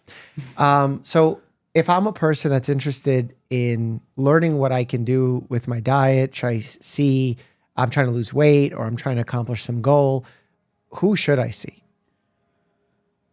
I mean, a lot of times with a dietitian, it's going to depend on whether you know somebody or can find somebody locally. Oftentimes, like ideally, you would be referred by a physician. So your primary care that you trust and have a rapport with, I think, is a good place to lead you in the right direction. Of like, if it's just weight loss, they'll know about what you've done lifestyle wise. And I think there's more and more of realization. Lifestyle is going to be a small impact in starting, something like the GLP-1s. So they might be able to start you on that. And then you might go see nutrition counseling on the side as needed. But it depends, I think, a little bit on what your specific concerns are. I would love to say like, go see a dietitian, but I'm also aware that there are like 100,000 dietitians in the country. There's not that many of us. We don't get referral. We don't get. Well, that's because it seems like everyone sends someone to a nutritionist because there's so many more. Because you doctors don't get taught in medical school. This is why I want. There's a lot of talk about nutrition being taught in medical school, and those ACGME hours are like fought after. And like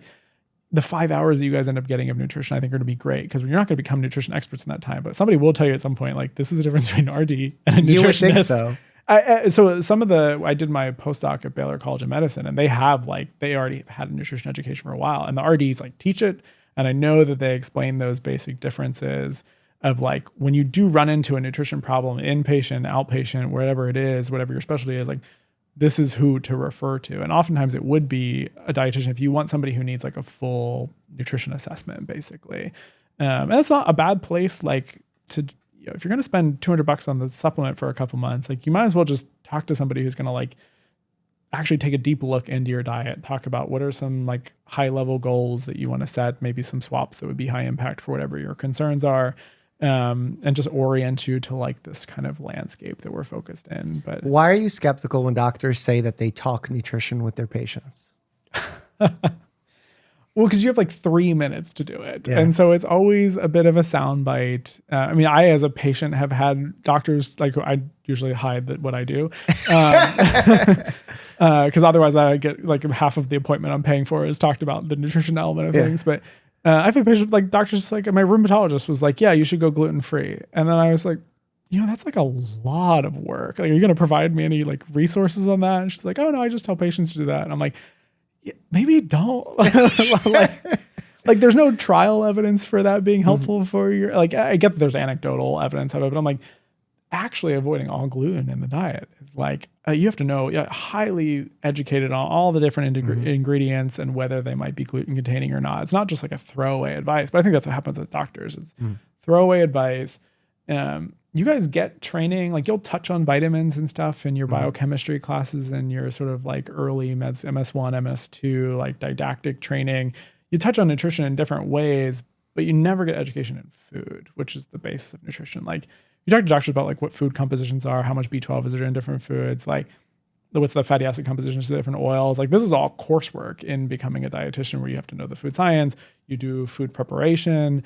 Like, you're taking, it's a hodgepodge career path of like, it's like you're taking anatomy and physiology and organic chemistry, and then you're taking a food science chemistry type class, and then you're preparing food, and then you're taking a community nutrition class. It's just, you get like a broad array of like everything. And that's like a full 4-year degree. The idea that doctors can do that. And then like there is data randomizing people to like counseling from a dietitian versus other practitioners, dietitian versus nothing. How much frequency of dietetic visits do you need?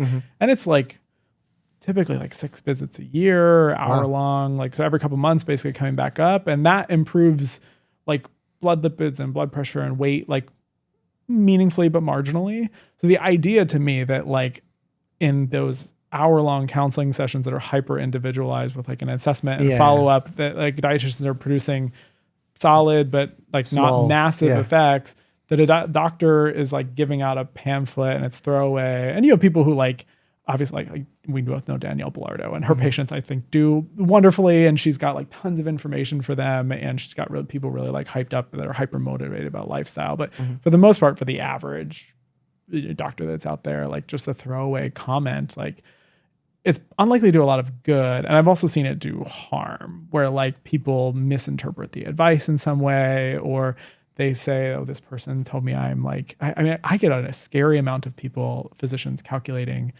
what it would take to be a normal BMI and what their current BMI is. And they tell them like how many calories to eat a day being like some super low number. And it's like some 1,200 calorie restrictive thing. Super low calories, and saying, well, your BMI is 32 right now, and you need to lose this number of pounds to be a BMI less than 25. And it's like defeating for the patient, where they're like, I got no support or evidence. All he did was tell me that I need to lose a ton of weight that I have no idea how to lose. And so that sort of stuff has like side effects that I think we don't want. And so I want doctors to be advocates for nutrition, like in the inpatient setting, and to be aware of the field. Yeah. You should know, we should be able to have a conversation, and it should be not me teaching you the acronyms and you being like, what is an RD? Sort of, well, who are you? Is sort of like kind of what the state of nutrition physician interaction is. And so I've talked with a lot of nutrition physicians who they themselves are like outlier people, because you guys don't have formal fellowship training in nutrition. They're often peds GI or endocrinology that do like some nutrition fellowship training, or like a 1 year of like nutrition focus afterwards, but they're just a handful. And so we need more dietitian physician kind of interaction. Position statements should be written together. I think there needs to be more advocacy from the AMA for coverage of dietetic services. There's a little bit more that's happened with having like a big push for diagnosing malnutrition in like the inpatient setting that requires more physician dietitian interaction. And so I have hope for the future for sure. But like we have this entire career path that is we want nutritionists in society. We have a like legislated, standardized way of doing that as the RD. And for some reason, we just like don't use it as a society. Like you don't. Well, because I feel like they found a shortcut with nutritionists getting a 2-day course. You don't even need the 2-day course. Like, I mean, and so this gets into like, there's a huge political battle here, because like you both from a right and a left perspective, you don't have support for like having some sort of credential around nutrition, because like even if dietitians have a Title Act, they don't always have a Practice Act per state that like, so that there's not legislation around you as an RD. Like in California, I don't have to have a license as an RD. We don't even have licensure, because the left wants historically has been more friendly to like alternative medicine type stuff. And the sort of alternative practitioners are huge opponents of dietetic licensure. And then on the right, there's sort of like typically like a freedom to practice, freedom of choice of who your provider is. So it's kind of some overlap on the extremes. Yeah, but I think it's just in general, there hasn't been like support for state or federal, like broad saying, like, just like physicians are like, we are the physicians, and then there are all these alternative practitioners. And it took things like the DOs a while to kind of get recognized at the same level as MDs. There's not a lot of like strong political capital fighting for like, we need to have like, this is the credentialed nutrition practitioner that people should see and should be referred to and should be covered in insurance. So it's a huge mess. There was an attempt to get dietetic coverage for it was called a Medical Nutrition Therapy Act, and it was submitted in 2020, but it was never really, obviously 2020 was a busy year. So I know that there's effort now to get a new, something submitted before Congress so that it can be pushed through. Because right now, Medicaid only covers it only reimburses for dietetic services once you already have type 2 diabetes or chronic kidney disease. It's like the least prevention focused thing that you can imagine. You have to have the disease. So if you have pre-diabetes, it's not going to get reimbursed necessarily. Different insurances cover different amounts of dietetic visits, but like if you have like cancer and you're losing excessive amounts of weight and struggling to get, if you're a family member of somebody with cancer and you're like, I have no idea how to feed them, you can't just like go see a dietitian who have lots of knowledge and strategies about that. So like as a society, we need to like take nutrition so much more seriously and actually like fund it. Yeah, you're talking about nutrition from, I think, the side that social media doesn't talk about it. Yeah. They talk about it like Dana White goes to see a dude, and I say a dude because there's no real license there. And he says, I'm never seeing a regular doctor again because they're only talking about diseases that they can diagnose now, but not about preventing those diseases. And I'm like, well, that sounds like great in theory, but what proven way are you going to change these people's lives outside of helping them maintain a healthy weight? The basics that are put people to sleep these days. What is that person telling you? Because I don't know. I don't know what miracle potions they're discussing, but I'm unaware that they exist. Yeah, I mean, when I talk about dietetic like reimbursement and coverage, it's like the landmark trials like the diabetes prevention program that were just like study dietitians were involved in individualizing the lifestyle intervention arm of the DPP. Like we need to nationalize that trial basically. And it's not, there was no turmeric, there was no magnesium supplement, like there was no gut microbiome testing. It was just like dietitians, a little bit more intensively and then sort of phased out in the DPP. And then the look ahead trial was sort of the follow-up of the DPP that was a bit more intensive. But we need those style interventions rolled out at like national levels that have coverage, and you should be able to get involved in this. And America's just never funded prevention seriously. And so it's left open to people who have the resources to go see alternative practitioners who are kind of getting sold magic in a pill that may or may not feel like magic to them at the end of the day, but like is clearly not producing broad scale societal level improvements in rates of obesity and things like that. We just got the newest numbers in August for 2021 to 2023, and the levels of obesity are still like 40%. And so, there's a lot. I mean, and I'm not selling this as like dietetic reimbursement to like fix all ails. Like we need policy at every single level, but I think in the societal inaction around nutrition and prevention, both from we barely fund it research wise, we barely reimburse it on the care side of things, we don't really take policy around legislating what the food industry can do and formulation, everything from formulation to advertising. Like nutrition is just not taken seriously at every single level, and that totally and couple that with physicians not getting much time with patients and people feeling not heard or like they haven't spent time with them. Alternative practitioners are going to like have a field day, totally thrive in that space. And it's obviously like a unique subset that can actually afford that. But I increasingly see patients who come to me and they're like, oh yeah, I used to see this practitioner and they told me all these things. And they're also telling me about how financially stressed they are. And I'm like, oh my gosh, how are you paying for like $200 a pop to see a chiropractor and all these supplements and things? And so I think it used to be, I think that there has been a thought like from more at a national level and from like thought leaders in the field that, oh, supplements are just, we don't need to like regulate them beyond the Déchet Act from the 90s. Like it's just a rich people thing. They're not really harming themselves. But like now we are in a totally different world where everybody from every walk of life is dealing with these e-commerce based social media platforms where they're being sold tons and tons of products. And I think it's concerning for the general population that's being basically lied to about the efficacy of products, and oftentimes isn't even buying what we think they're buying. But I often think about it in the lens too of like, you might think saying, oh, whatever is anti-inflammatory is harmless for the general population, but you have a highly motivated subset of the population that has chronic inflammatory diseases that we actually want to know, like, do those supposed anti-inflammatory things work? But they're the first ones buying them. Yeah. And I am always worried about like protecting the vulnerable subpopulations that are going to be hit, they're going to be preyed upon essentially by people making ridiculous claims without evidence behind them, which becomes like this chicken and egg issue of like, you have to fund the research infrastructure and the studies to get data to say whether things work or don't work. And I think at the federal level, we've funded some nutrition, and you'll see like numbers quoted about how much of the like NIH budget is nutrition, but like that includes like if you knock out a neuronal population in a mouse model and study how it affects food intake. So those are like massively overinflated. If you actually like look at the number of clinical trials intervening with food or supplements across a range of things that people care about, it's minimal data, if any. We've sunk a lot into like vitamin D and omega-3s for like and antioxidants for cardiovascular disease. But I think a lot of people nowadays, and this is a good thing, and I think interfacing more with what the general population wants is important to drive research agendas. People just want to feel good. They want to feel energized. They want to feel like their quality of life has been improved. And when you go look in the literature for like, does this supplement actually like improve people's quality of life? Does it improve their sleep? Do they feel less groggy? Do they feel, is their mental health better?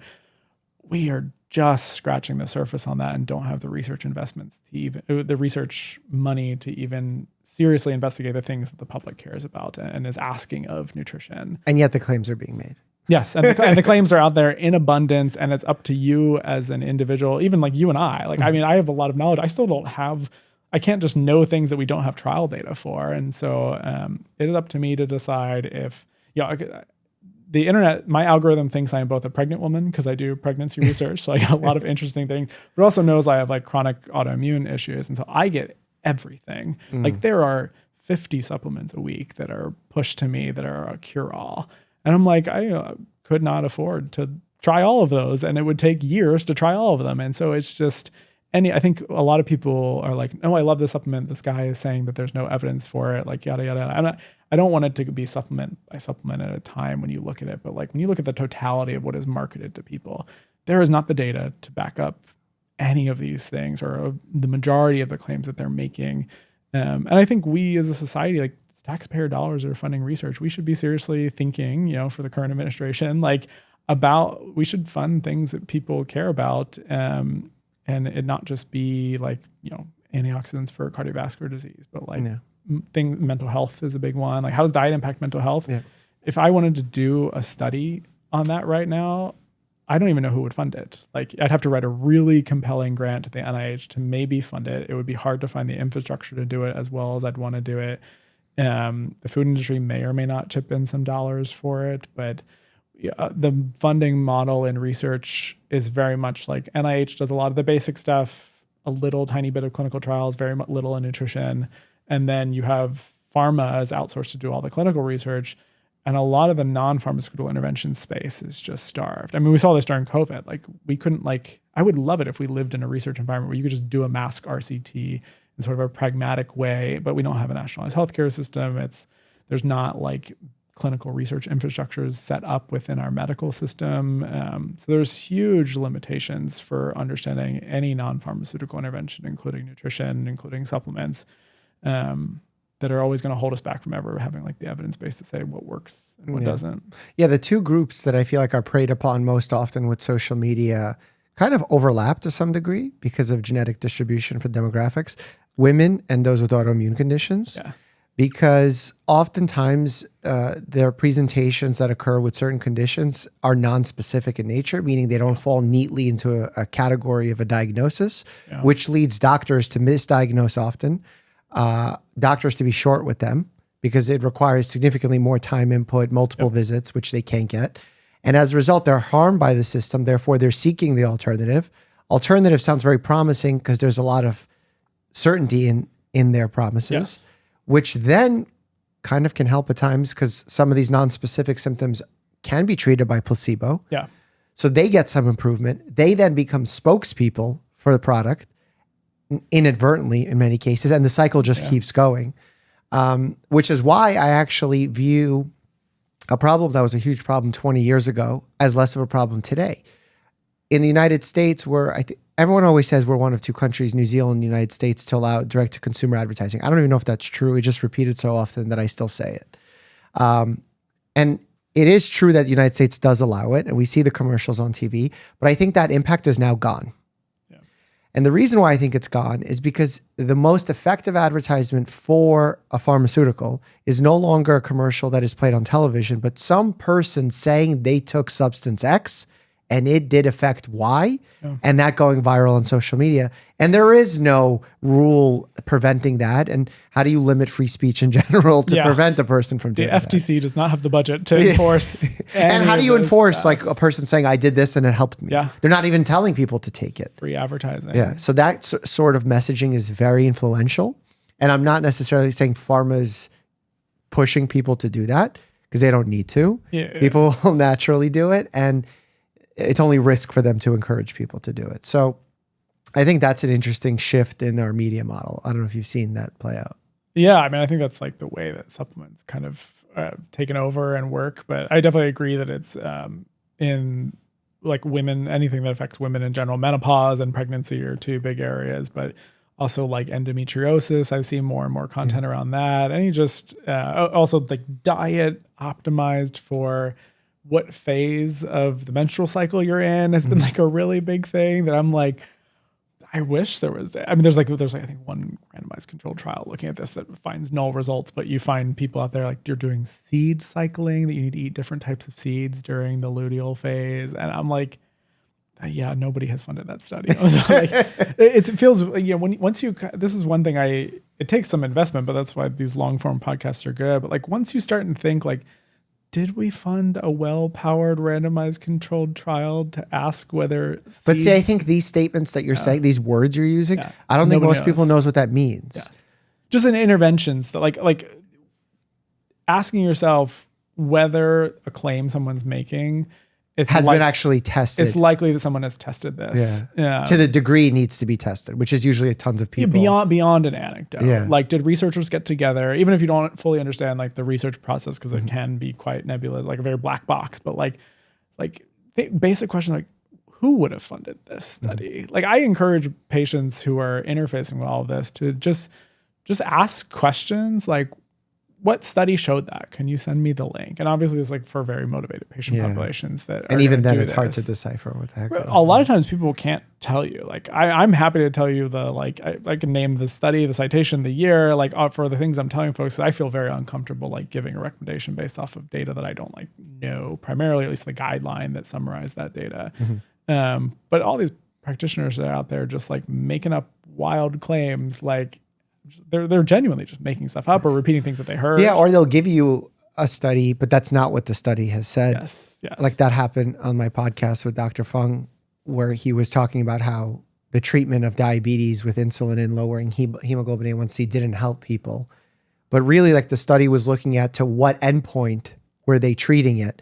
So like treating it was never in question. Yeah. It's to the degree which we need to treat. Yeah, that was like insulin intensive. Like lowering below 6.5 versus to like 7 or 7.5. Yeah, with like old school drug, like with just insulin, not with like modern new drugs. Yeah. So the takeaway from those studies was not like, let's not treat people's hemoglobin A1Cs. It was like, let's be a little bit more lax, but still treat. Yeah, no, I just on Twitter, there was the most rigorous diet trial ever done was being talked about as the Minnesota coronary experiment, which is like, in reality, the most failed diet trial that was ever done. Like it was in mental hospitals when they were deinstitutionalized.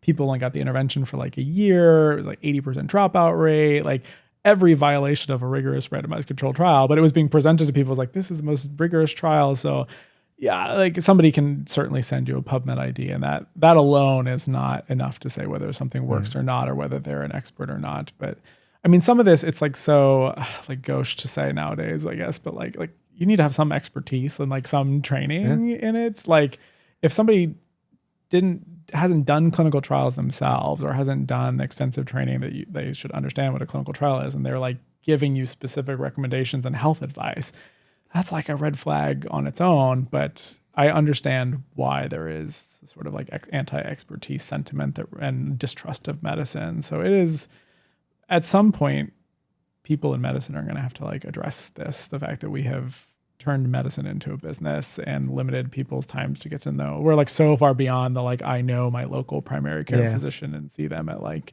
the grocery store or whatever. Like it's so divorced and kind of inhumane feeling. And I think what people are seeking is just like someone who makes them feel human. Yeah. The human connection of it all. The idea that we need to work backwards in this situation of, from the human standpoint, then how do we help someone is the right mindset that we need to have.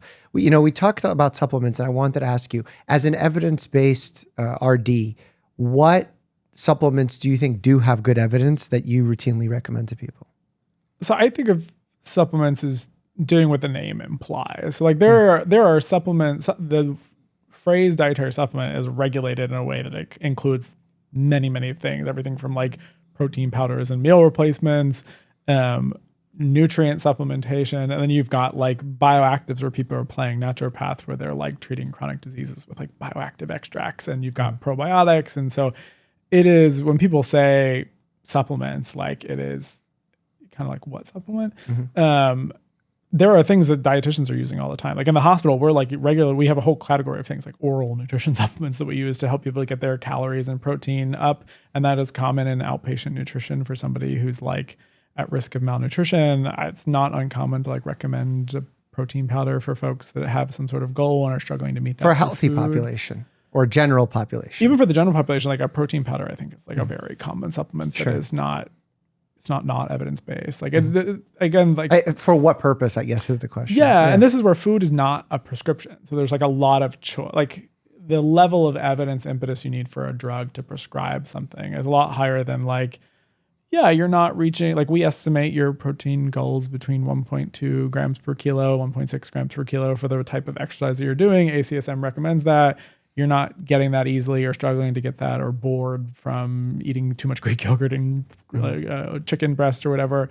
And we could incorporate a protein powder in there. Like, I don't see anything wrong with that. I think it's within the evidence, but is there like a definitive randomized controlled trial showing that this is amazing? Like, no. So general guardrail in that regard. Yeah.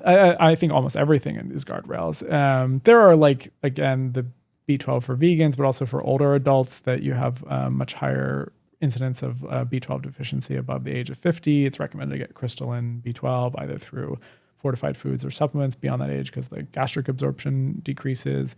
Calcium and vitamin D is one that you'll see quite commonly, particularly in postmenopausal women who are not eating that many calories to begin with. It's kind of hard to reach recommended levels. So like when you're below sort of a benchmark, kind of a target nutrient that we go for, it's very common for a dietitian to recommend a supplement to truly supplement the diet. I think when you get into like bioactives, it's a whole athletic greens. What about it? I'm asking what you you want to get sued it. with this podcast. I have never purchased athletic greens personally or ever recommended it. Green powders in general are like, they have, this is a classic labeling thing that people do where it will be a blend. And they have to legally like list it by weight, but you don't know what their proprietary blend is like. And they'll be like, oh, it has chlorella and spirulina and all these like magical sounding algae. But then the first ingredient's like spinach, like it's like freeze dried spinach. And then they put it in milligrams instead of grams. So it sounds like there's a ton of it. Like there's 5,000 milligrams of this in there. And like, I'm like, if you gut out a scale and try and weigh freeze dried spinach powder at 5 grams, you're gonna be like, wait, that's all that's in this per serving?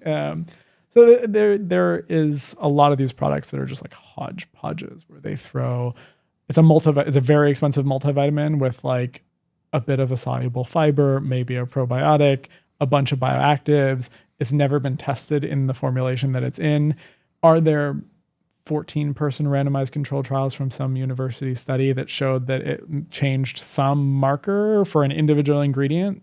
That's common. Yeah. But like, it's not really what we would think of as like rigorous evidence that says the whole general population. What about for someone who has a really terrible diet? They eat American Standard diet, they eat burgers, hot dogs, and they're like, I just need something to make sure I'm getting some nutrients. I recommend a multivitamin as an insurance. I orient people like this is an insurance policy. You're probably low on a lot of things, but like I'm not going to go order a bunch of somewhat non-specific labs to try and assess that. A lot of diet and nutrition counseling is like using the DRIs as sort of like, so the dietary reference intakes. They're like estimated average requirements essentially for the nutrients. And so we use those as like a benchmark to like, again, as guardrails. It's not hyper specific, but if people are super low in it, they might be recommending a nutrient supplement. Iron, of course, is very common, but doctors are more involved in the iron than just the RDs are. And I don't really come in hitting it hard with supplements. I get a lot of the pregnant patients that come to me and they want me to tell them to take a choline supplement. And I'm like, which is like a genuine, I think that's a great example of like, I was involved in the research of it, but it had like industry funding, and I want professional medical organizations to take a much bigger role than they are taking in some of the hot topic things that are out there. Like I can't point to guidance from the American College of Obstetrics and Gynecology on choline supplementation because they haven't. The evidence is at a point where it's like you could make a statement. Yeah, practitioners are talking about it. I know a lot of OBGYNs who are already recommending it, and I want an authoritative guideline. Like that's why you guys exist. Right now, they just sort of talk about it as like eat enough from the diet, and this is what the adequate intake value from the national academies is. But that doesn't tell you anything about supplements. That's just like a food-based thing. And so with Danielle Bellardo led the American Society of Preventive Cardiology practice paper on like, it's a consensus for lifestyle and diet. And we had a long talk and ended up including like a bit in there about supplements, because it's amazing how much every major guideline committee, because there's not much evidence for it, they just sort of like ignore it and say like, oh, we don't even talk about this in our guidelines. I'm like, but that's a problem. You should be talking about it in your guidelines, and you should be saying, and there are some supplements with like much more data. I guess one I should have mentioned was like a psyllium husk fiber has some good data in IBS. And so like potential relief of symptoms there, it's otherwise relatively harmless. That's one I like will commonly recommend for both constipation and for IBS symptoms. And for potential cholesterol effects. Well, so it lowers LDL, but the cardiology society is like, don't say much about that because there's no cardiovascular endpoint trial with psyllium husk fiber. And that's like the situation where it's like you're getting other benefits and like this could be an added one with limited risk. So yeah, I mean, it's one though where like you have to have a very tempered, I think guideline committees are holding back from providing any guidance on it. Individual practitioners then are left without the guideline committee to like kind of refer to. And it sort of just ends up being whatever that practitioner does. But they're happy to put a heart on a Cheerios box. They are. Supplements are a weird, because it's like there's no there's minimal standards around like they have to be safe. What's supposed to be in there, what's on the label is supposed to be what's in there, but like we know that these things get violated all the time. There's also concerns about like even for psyllium, like the heavy metal content of them, depending on where it's grown, soil it's grown in. There's not as much regulation as you'd think there should be, or enforcement of the regulation that exists. And so like I would love it if we had more regulation of supplements around. So I could say like, oh yeah, you'll get like, it's good for your constipation. You might lower LDL a little bit with psyllium, and know in the back of my mind that if I tell you to do this every day for the next 6 years and you actually do it, that you're not like slowly accumulating. Some heavy metal poisoning. Yes. Fair. Which is a hot topic that consumers ask about all the time. Yeah, this is a perfect segue actually for the next topic. We're trying to make America healthy. We are. I don't think because I don't know when America was healthy.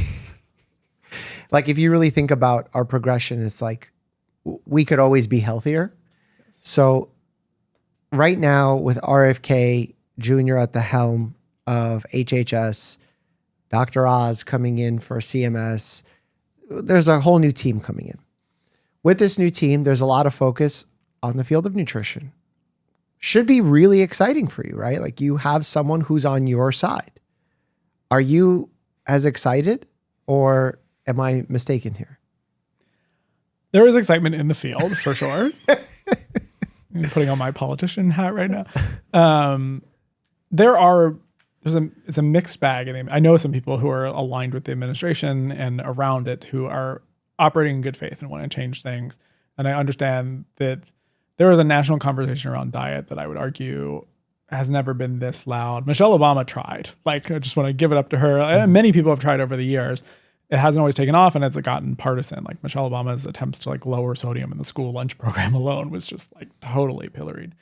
But yeah, so like now I understand the enthusiasm. I do have a lot of concerns about our bedfellows in this situation. And so like there is a lot of false dichotomies around like infectious disease versus metabolic health, as though you can't do both. Like there's nothing that says you can't take a vaccine and also improve healthy, diet. yeah. And like, it's like, we don't need to say like, you know, there's like a recent enthusiasm about vitamin A for measles. And I was like, just endorse the MMR. And then like, there's no trials in the developed world for vitamin A. Like there's some of these things that are frustrating from enthusiasm for things that don't have evidence, and then skepticism about things that do, like vaccines. And then there's, I think a lot of like a vibe around the chemicals in food are bad, which at a high level, we could have conversations about food additives and things, but there has been a lot of overstatement of the risk of like food dyes. Is like tartrazine. I think there was a video about saying that it's linked to all these issues. And I think the effect size of like, we remove tartrazine and wait 20 years to what happens to population metrics, all else staying the same. Like, I don't think we will detect any differences in really anything. And so that is a concern, that like the things that there's so much enthusiasm and action around are not the most high impact interventions. And they sort of are like the easy things. Like, yeah, you just remove the approval for the ability for the food industry to add this. Well, because it scores political points. So like, I think which might have some utility on its own, but yeah. So what, scoring the political points? Yeah, like maybe you do a low hanging fruit thing. I'm waiting to see whether they go for the high impact stuff that's actually hard. Like the moment you have to start thinking about, well, how do we get less of whether the ultra processed foods, sodas, sodium, and things like things where industry is going to have to substantially reformulate and change their products. The level of advertising that's done to people, especially kids, is going to have to be reduced. Like these are the big hills that are labeling on the front. So front of package labeling is being explored right now. From the last administration, there was a lot advanced forward, but everywhere else in the world is front of package labeling that calls out like high levels of things. But quote unquote warning labels on foods have always been some close to a no-go. And so maybe now there's political will for that kind of stuff, but there is going to be a bloodbath behind the scenes of course, industry fighting against this. I don't know that the will is really there at the end of the day. Like, time will tell. Yeah. I'm skeptical a bit because I know it's easy to score political points by finding a villain like high fructose corn syrup that people already in their head have classified as a villain and say, I'm replacing that in all our sodas and putting cane sugar in there. And it sounds like you're addressing what people want, but in reality, you're not changing anything. And the Steak and Shake just announced they're replacing seed oils with or with tallow. And I'm like, this is not a health win. So like none of these things are actually changing anything. And people are like, well, in totality, you're lowering your chemical burden. I'm like, that's great. But if you really want to have an impact in people's lives, like when I talk about with my patients about why ultra processed foods are unhealthy, I'm not pointing to some chemical inside them that's unhealthy. It's not a nutrient issue. It's strictly because that they're hyper palatable. You eat a lot of them, you're hungry quicker after. And it's kind of a big macro view of why I try to get them to eat less of them. But then you'll have people who are like, no, it's because of ingredient X. Because if you look at the Petri dish or the rodent model, when we feed 100X the amount that's in your food to this rodent, they did get cancer. Like, but that's not useful for us. Yeah. And I view it as a lot of posturing without a lot of actual succeeding of doing anything. So I get very skeptical that any real change will happen because, you know, I look at the RFK Jr. situation. I have conversations for such a wide variety of people because I'm exposed where I work at a community health center where you have people who are barely making ends meet, full below the poverty line. But at the same time, I live in the celebrity world to some degree with social media, and I'm at these events with very wealthy people, ultra connected people, and yet their ideas are not so different in their beliefs, where they both believe that RFK is doing the right thing. And why don't we try something new? Why don't we just break it? Why are you against using food as medicine? And my answer to that is, and I'm curious where your answer is in comparison to mine, when we think of food as medicine, there's very few interventions that have been tested to the degree where they could actually act as medicine. Right. The ones that we do have good evidence for, no one really wants to hear or no one actually wants to do because they require real work and they're annoying. And they are. I totally agree because I fail to do most of them as a healthcare hypocrite myself. And what most people are actually selling you or are achieving on the political front are just points being scored, but not actually changing any real outcomes for people. Do you feel that way or do you feel slightly differently? I think I feel pretty much the same. Like there's enthusiasm from many political angles. The vibes are right. I mean, I worry about the vibes of like, we're trading in vaccines for removing food additives. That's where it's like, I'm curious whether we will see any serious big action that actually like makes it across the finish line. I feel totally the same about like taking out a food additive that is fed 1,000 times to rat, like 1,000-fold the concentration of rats and seeing cancer is not all that relevant to human exposures. And if you are getting enough of that food additive from those foods, it's probably coming with a whole bunch of other things that we don't want. So it's the package that's coming in. Like I think everybody wants more spinach and less Pop-Tarts. Like but no one actually wants to do that. Except the carnivores, but but like the serious thinking about how do we as a society shift our current food environment. Like you go out and things are getting maybe slightly better, although there's questions about that, but like it's 80% of things that we probably shouldn't make up the majority of our diet. Like it's just the readily accessible, easy things are the things that are like extremely unlikely to be eaten in a way that maintains your body weight, extremely high in sodium, not the greatest fat composition, not very much fiber, processed to hell, which might influence a whole bunch of other things or at least strip away some other protective components. So you can like list out all the things that might be the problem.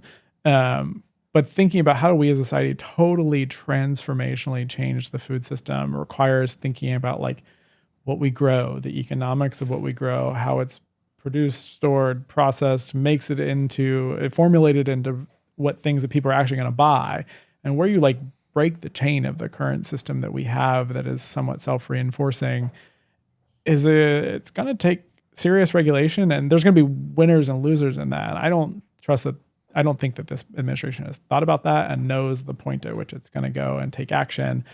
Like even if you have this big think idea of like, let's just ban all the ultra processed foods, where are you going to get a database of all the foods in society? How are you going to make sure that every company adheres that it's not a UPF? How are you going to make sure that they don't just reformulate things, which industry is amazing at doing? I've been watching the yogurt aisle change so much over time as people think whole fat dairy is good again. The sugar hasn't dropped at all in most of these foods, and they take out some additives so it looks more natural. I'm like, that's still a 250 calorie dessert posing as a breakfast food. And so we could see a ton of reformulation that is not the direction that we want things to go in. I don't think the administration has picked who the winners and losers are going to be if they do anything dramatic with the policy. I don't even think they have the policy in mind of how things are going to change.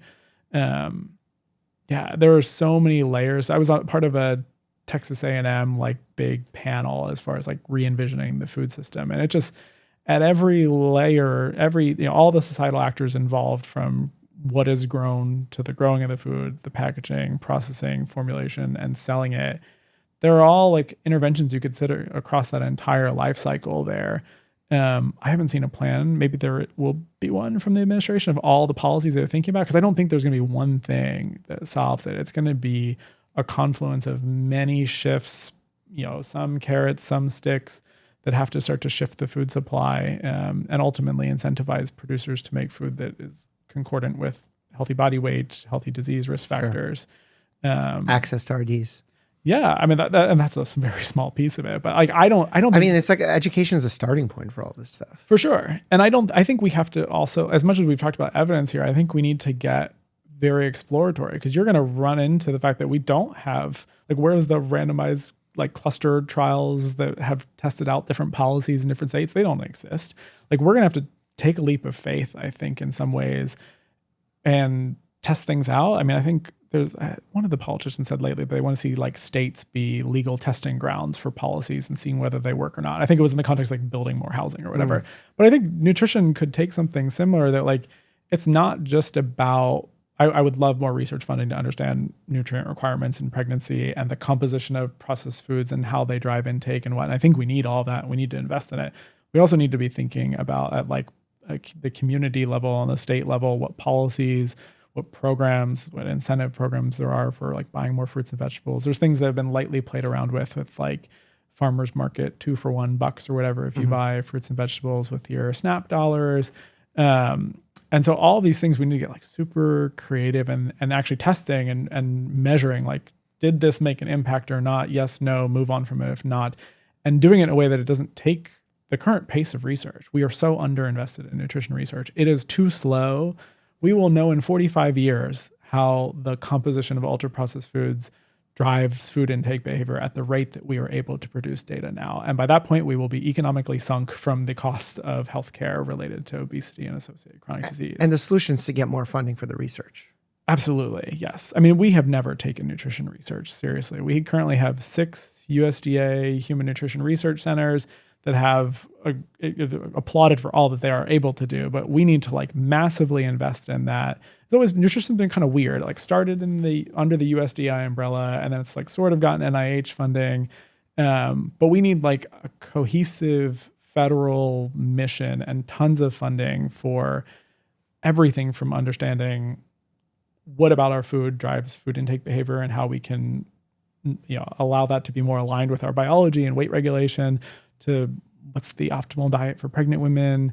We talked about this off the pod, but other things the administration is interested in. I've written some Substack articles on this, like the fluoride and IQ issue.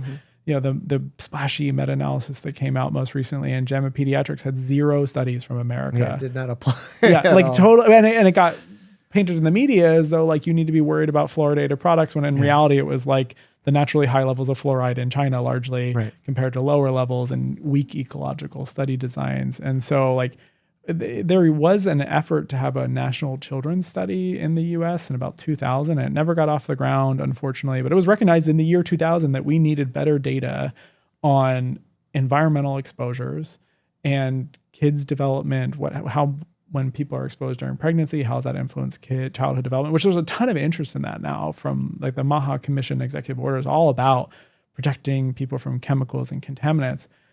If you go look for large cohort data that has that has either stored urine or stored blood and has assessed developmental outcomes and IQ and all these things, it doesn't exist. Or it's these tiny little thrown together cohorts like what we did for lead and legislated lead around, which there's still big questions about because we don't have good nationally representative data. So we need to we have pharma doing tons of awesome clinical trials that I don't want to pit the food versus pharma or anything. It's great that we have GLP-1s and things, but we need to have, unless I don't know how you get a private version of that level of investment in food, which means you need government. And right now we have government research being cut, not amplified. So if the MAHA Commission and those vibes are really going to do anything, they need to get really serious about funding the research. They get really serious about laying out what are all the issues of preventing what finally ends up on our fork being things that are more aligned with our biology and reducing disease risk. Yeah, there's so much potential and excitement that could happen from this, but I could see it as equally going in the complete wild direction of spending money to research whether or not removing high fructose corn syrup and replacing it with cane sugar makes an impact. I don't want to know the answer to that study. That study's already been done, unfortunately. So. Okay, good. There you go. But I'm just saying in principle, the idea of that. And I just hope that they pair people who are interested in getting to the bottom of some of these questions because they deserve answers, and it has been tragically underfunded. I actually did a debate with individuals who are on the vaccine skeptical side. And the thing that I related to a lot with the people that were almost taking the opposite stance that I was that their system is broken. Yeah. And I agree with all the problems that they talk about. Yes. I completely agree. But then where they then land from the problems and where they want to go with the problematic system that we have is not reasonable. It's not based on accuracy or science, which how can you expect an average person to think critically as if they're a researcher? So I hope there are people put in charge that actually put forth the budgeting, the theorizing of what the money should be spent on and make it valuable. Because I think there is an opportunity to make a big change when it comes to nutrition and environmental research, but I'm very skeptical. And this is where I think government failed us. During the questioning of RFK Jr., like they hammered him on the measles stuff, and like I'm glad they did, obviously, because I think it's an important question, and we're seeing the implications of that right now. But not one person asked, like, you want, like, celebrate him for a second and say, okay, you're very interested in fixing environmental exposures and nutrition. How? Yeah. Do you have an outline of a plan? So that has been my approach, is to like, people are probably going to think I'm naive, like, but I'm like, I would rather say, this is how to do it. I am not hearing the how. This is what I would like to nudge you in the how direction. Whether that will be actualized behind the scenes, I highly doubt, especially if like we're doging the entire research infrastructure. Like, and I have a lot of friends in nutrition who now don't have jobs because global health has been totally decimated. And I think we should like absolutely condemn that kind of stuff.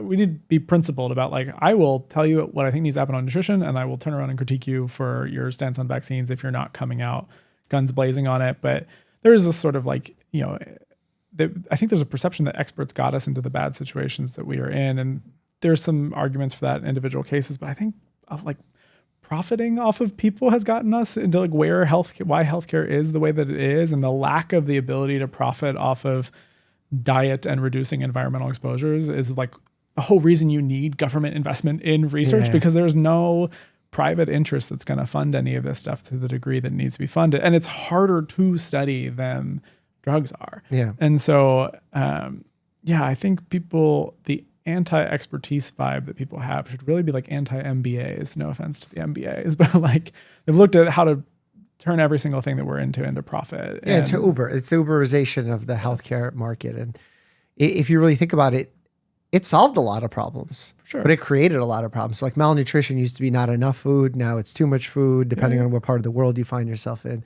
So it's very interesting how we constantly with capitalism create new problems, but we shouldn't stop looking for the solution. Yeah. Because it's a hamster wheel, but if we stop the hamster wheel, those problems will just become worse. And you should hold government to a high standard to be confident. Like, we should interrogate past failures, like why the National Children's Study failed should be used as a model to have the 2.0 version of it, so that we get the data that we needed 25 years ago. And in 25 years, we don't look back and not have it. But completely losing all faith in government and expertise and thinking that like you're gonna rely on the goodwill of massive industries to change the food supply. Good luck. And you're gonna rely on the good, like, we're privatizing everything about research right now. And I've had these conversations with other nutrition researchers. Almost all the younger folks I know who are like hyped up about nutrition have gone off to jobs in industry because they don't see it as a career path. Like, really promising researchers who have done folks studying how food impacts the microbiome, food impacts the childhood IQ, like all these things that people care about. Everyone's looking at the landscape and saying, I'm not going to have a job in 5 years if I invest in this. Like, we should be concerned as a population that we don't have people going to nutrition research because they think it's a viable career path, because it's something that's going to be funded. Like, I think about this all the time. I'm like, do I want to string together a little bit of USDA money, a little bit of foundation money, maybe some NIH grants and some food industry money to have like a coherent lab? And will that actually advance our understanding of human nutrition in a way that impacts people's health? I seriously doubt, unless this is kind of like my swan song of like, if this administration wants to seriously change things, that would be amazing. But the field has seen retirings that haven't been replaced by people, and we are very much at the risk of just having like minimal nutrition research infrastructure. So it's something that it's an easy win, I think. Like, I'm like kind of shouting the easy wins out for the administration now. And they're on the right path. They're saying the right things. You're saying the right politically motivated statements, but now just back them up with some actions. Right. Saying it is the easy part. Do you have a plan behind the scenes to make the wheels of government turn to fund the research that needs to be done? I don't know. And hearing like about, we're just going to privatize everything. We're like, the federal workforce needs to get out into high productivity private industry jobs. I'm like, that does not exist. Like, the food industry is not going to seriously fund and regulate itself. Like, there is no incentive for them to produce products that are like supposedly. And if you raise their cost of production by incorporating this mandate into them, what do you think is going to happen to food prices that are already skyrocketing? But we've had a wellness section of the food supermarket for decades. Like, industry is meeting the need of the desire that is there. It is just like human biology is driving people to eat things that are not the greatest for our health necessarily. And it's easy to hijack that biology by formulating foods that are, that are readily available all the time and easily overconsumed. And there's great work happening, like in the intramural program in Kevin Hall's lab, like trying at a very slow pace, not to his fault, but because of not being resourced adequately, to understand what it is about processing that influences food intake, how it's like they're measuring what's happening with dopamine signaling in the brain through, like, there's an amazing PhD RD, Val Darcy, who's doing work on that. Like I should be able to name dozens and dozens and dozens of these researchers across the United States that are doing everything they can to understand food, how to formulate it, how to best combat, the poor state of health that we're in basically right now. I can point to like a small handful of people that are really struggling to take what little resources we have to understand how food impacts health. And I get the vibes of like, people just need to eat less ultra processed foods. But the moment you go to industry and you have zero science and you say, you need to change, industry is going to fight you tooth and nail on all of that. And so will people. Yeah. I mean, we saw it here in New York City where they tried to put a tax on the big sodas. People got very upset about it and it didn't happen. And that would have been a thing that people talk about wanting, like less soda consumption. Oh, this would have created it, but they didn't want it. I'd be so curious how that would go now. 10 years ago, that was a nanny state thing, but I think all the political parties have realigned that. I'm not sure who would be accusing who of being the nanny state in that situation. It's very messy. Yeah. And you have to affect food access issues. Like, I mean, I'm from the East Coast and have academically drifted all by driving all the way out to the West Coast. I've seen all of middle America. I've seen huge parts of America where like there are more DaVita like dialysis clinics than there are supermarkets in the area. And so, you have a lot of places I stopped where it's like, oh, this gas station is the grocery store. And so there are huge issues like that we need to have a government that seriously thinks about these people in parts of America that feel left behind. I mean, NAFTA ruined a lot of things, but like people feel left behind, rightly so. We need to think about like addressing the health crises in rural America and making sure that people feel listened to and heard. And it's not just a lot of this stuff sounds like crunchy granola, like typically like Portland-esque eating patterns. And I don't see that getting a high uptake. Like we don't need to air Juan more of the urban areas in America. Like we need to really seriously be thinking about the types of foods that are available, access to those, whether they're affordable. And I think we need to get innovative and creative and play around with state policy and things. But we could only do that with good research. Good research and political will and a plan. Yeah, exactly. Be very curious to see that plan. So yeah, well, I'm hopeful for that. If I was to give you a wand, what are you changing? 3 things about our current nutrition state. Like about the food itself, or your choice? You could change food. You can change policy. You can change. Can I change our brains to not overconsume? No. Okay, the human, you cannot change free will. Well, I mean, I would change something about food so that it is not. I think there will always be some percentage of individuals who are like genetically predisposed to overeat, but we need to change the majority of food composition in a way, and what is, people are eating out more regularly. We need to change the food that is served to people and able to be bought in the food environment. Specifically, what are you changing about? Oh, specific. I mean, this is something I honestly feel like we don't have the research to know. We've done a really good job in nutrition research understanding, like, we've done a decent job at trying to understand like what your total energy expenditure is, how many calories. We have non-nationally representative data for that, so I don't want to say it's great. Like, please fund doubly labeled water studies and NHANES. So we understand what people's like the general population's energy expenditure is, but like the why people eat has gotten much less funding. And I think it's getting more funding now. You hear people talking about concepts like food addiction and things, but how to formulate foods other than feeding people bland lentils and brown rice and making that the only food option. Like, how do you formulate food so that it still tastes good, still culturally acceptable, and is not hijacking our reward systems and things to lead to overeating? Whether we can even do that is like still an outstanding question, and I think is something that we need to answer like very quickly to understand, can we reformulate food? So I think reducing the energy density of foods is like the easiest likely thing, although there's more factors that drive food intake there.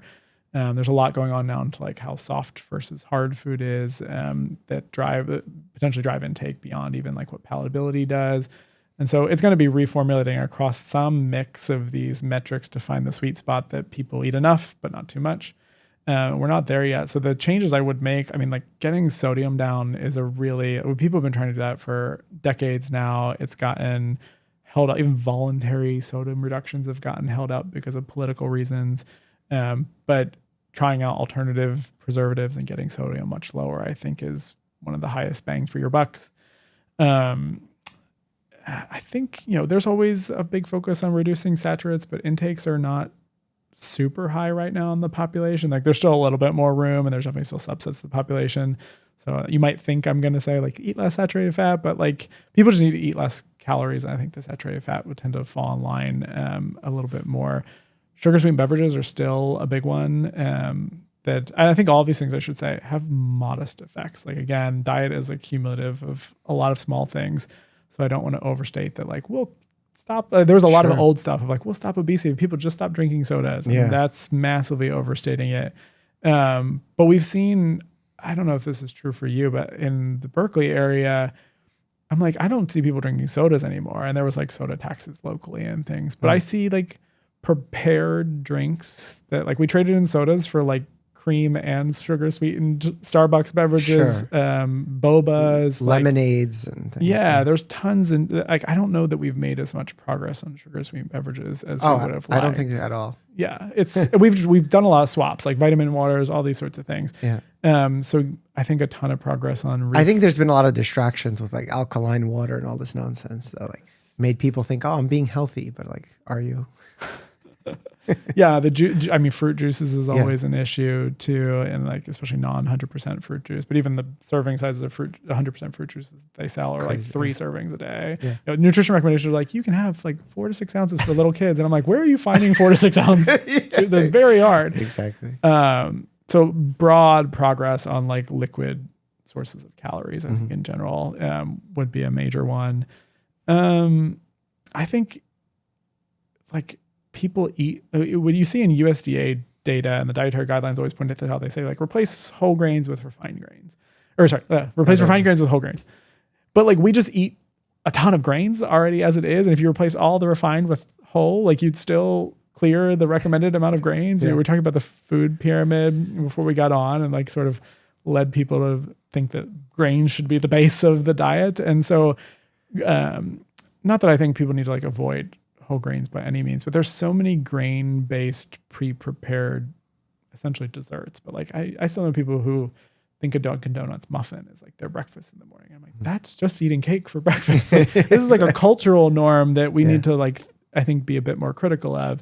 And so a lot of the grain-based beverages or grain-based desserts and mixed meal, like frozen prepackaged meals, are like major things I think we need to make progress on. They're like a major source of calories in the American diet and they tend to be refined grains, a lot of solid fats, and then a lot of added sugars. And whether we can reformulate those, I think is a huge challenge. There are some big food culture things in America that like, we don't have a culture of like tons of spices. And that's like what we think of as American food. Lots of ethnic groups have their way of cooking things that includes lots of spices, but like we very much have a society that the palate is salt, fat, sugar, starch. And that is, you can do that in 8 million ways to create delicious things. Many of which were like holiday foods at one point that are now daily foods. And I think there is a reasonable conversation to be had around like, what is our food culture? I don't want to make any individual feel guilty or shameful about what they're eating, but like we as a collective have normalized so many things that are clearly not good for our health. And we need to think about that as much as we're thinking about the what of what we're eating. Like sure, no Pop-Tarts for breakfast, but also like why, when you go out into the food environment, is it not the norm that you can get like a relatively nutrient dense, healthy bowl that contains some legumes and whole grains and fruits and vegetables, whatever. But you can easily get like the green powder, but in a food form. Just I'm gonna sprinkle spirulina on everything is what I meant to say. I probably sound like I'm like aimlessly wandering for folks, but there are like low hanging fruit things, but they're not like, people are going to rightfully point out, like they're not going to fix everything. They're not. And I don't think we have the data or the evidence to say exactly like what transformational food system changes are going to look like. And those go beyond the science. They go to like culture and values and economics. And like, as a society, if the MAHA folks do one thing, I think it's like opening up that Pandora's box and being like, what are we going to do? Like somebody's going to lose money in this process. We need to be seriously thinking about that. Well, that was always my statement on these podcasts, which is like, what industry benefits from societal weight loss? And I couldn't find one. Someone said the airline industry, but then like Novo Nordisk. Well, that's very specific. Eli Lilly, and I don't actually. What does? And actually, I think they end up losing money once everyone. Well, I guess because they need to be on the medications for life. But yeah, and I don't think I think you're just going to always run into like. There's never been a selective pressure that we know of in humans that have ever said like, oh no, stop overeating. I mean, I guess like maybe you could get in his prehistoric times like too big that you can't chase after the hunting, the game, and then but that's unlikely to have been a significant selective pressure. If anything, it's been clearly there's a large portion of Americans that don't just self-regulate on eating food when it's widely abundantly available. And so like this, I'm very pro medication. It's just a matter of like, of the number of individuals right now who are indicated to be on a GLP-1, can we change food policy to like decrease that at all is a big question that I think we have high intensity interventions like the diabetes prevention program or the look ahead trial that like, if we scaled up, we could cut into that, but it would need to be like sustained funding. And it's probably only going to be a subset of individuals that are going to like really be thinking about food nutrition and like a lifestyle intervention all the time. And those will probably taper over time. But if you, with those trials, you always see like a bunch of weight loss in the first year and then like people getting it back, but they also are only really intense interventions where you're like regularly meeting with dietitians and exercise physiologists for that first year also. So I don't think society has ever played around with, if we provide broad access to people that mirror those interventions and really funded them. One, it might not be cheaper than the GLP-1s, but for the people that want it, what percentage of people can we get like uptake on this? How many medications can we cut back on? Can we sustain this for a 10-year period? Like we are 20 plus years post the DPP and have never seen like a massive national rollout. Like there's been sort of statewide DPP programs, and I think there's one in the Veterans Association and things. But like, if we as a society now are going to be serious about nutrition, thinking about scaling up and intervening with something like that is something that we need to really consider and at least pilot more aggressively than we have, and try it out and see. I mean, though I think there's always going to be medication that's needed, but of course, the degree to which we can cut into it with lifestyle stuff. There's a lot of what I see on. I meant to say this earlier, like.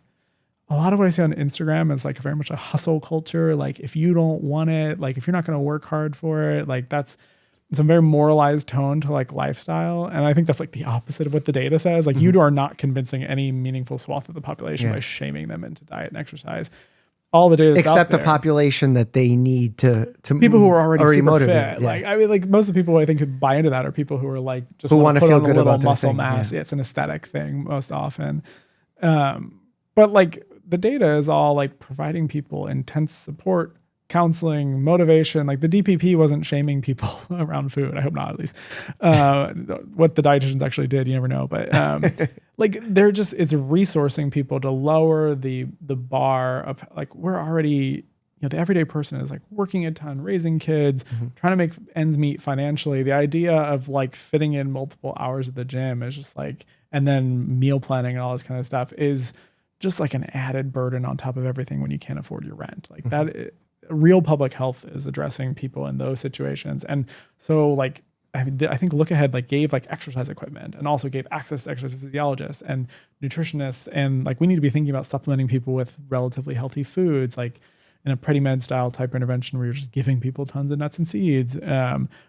We have never as a society done that really seriously. And I would like to see like basically playing around with at a policy level and like being like, yeah, we have enough data to think this is a good idea. Now let's pilot it. And we need the political will to do that. Industry is probably going to fight it to some degree, but you need to push through and actually get these things at local and state levels and see whether there's something to ramp up to a national level. But whether that will be funded and happen, I don't know. Yeah, those are, I agree. The idea of RDs working with doctors, like everyone's like, get doctors more nutrition training. I don't think that's going to be a huge payoff. I think getting access so that I can refer my patients to an RD and making sure there's access to them. So training more of them and we're going to run into an RD shortage real quick. Exactly. Yeah. We're already in a primary care shortage, so it's a disaster in that front. Then paying for the research that needs to be done for us to understand what things we should even be doing when it comes to giving nutrition guidance and changing someone's life, supplementation, chemical exposure, all that. The idea of doing these unique intervention trials where you give people food or gym access, things like that have always been frowned upon because they always require a huge ton of money. Yeah.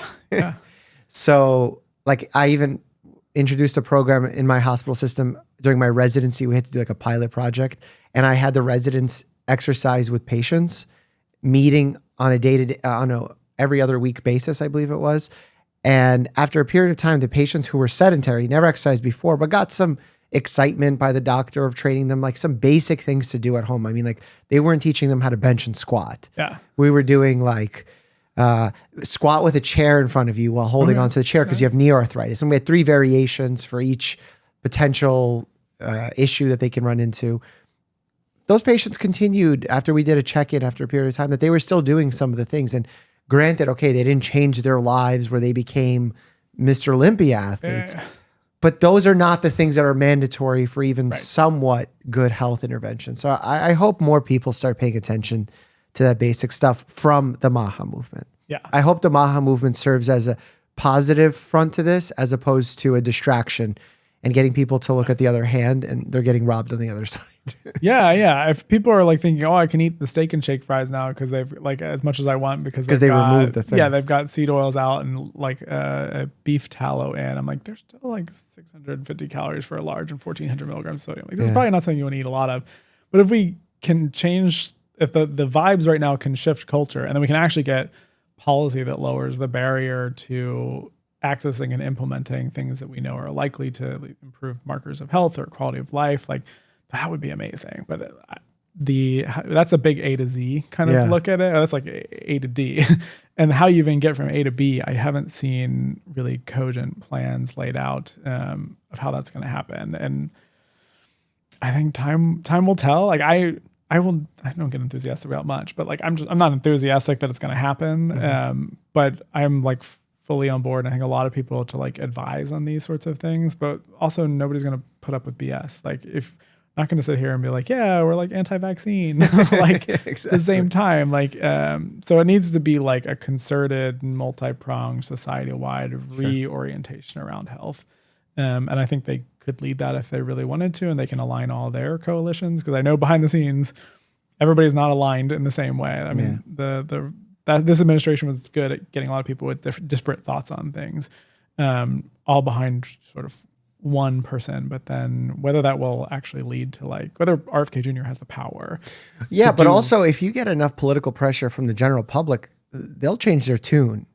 Yeah. Because, the vaccine, the COVID vaccine, the Operation Warp Speed was a Trump-hailed victory. Yeah.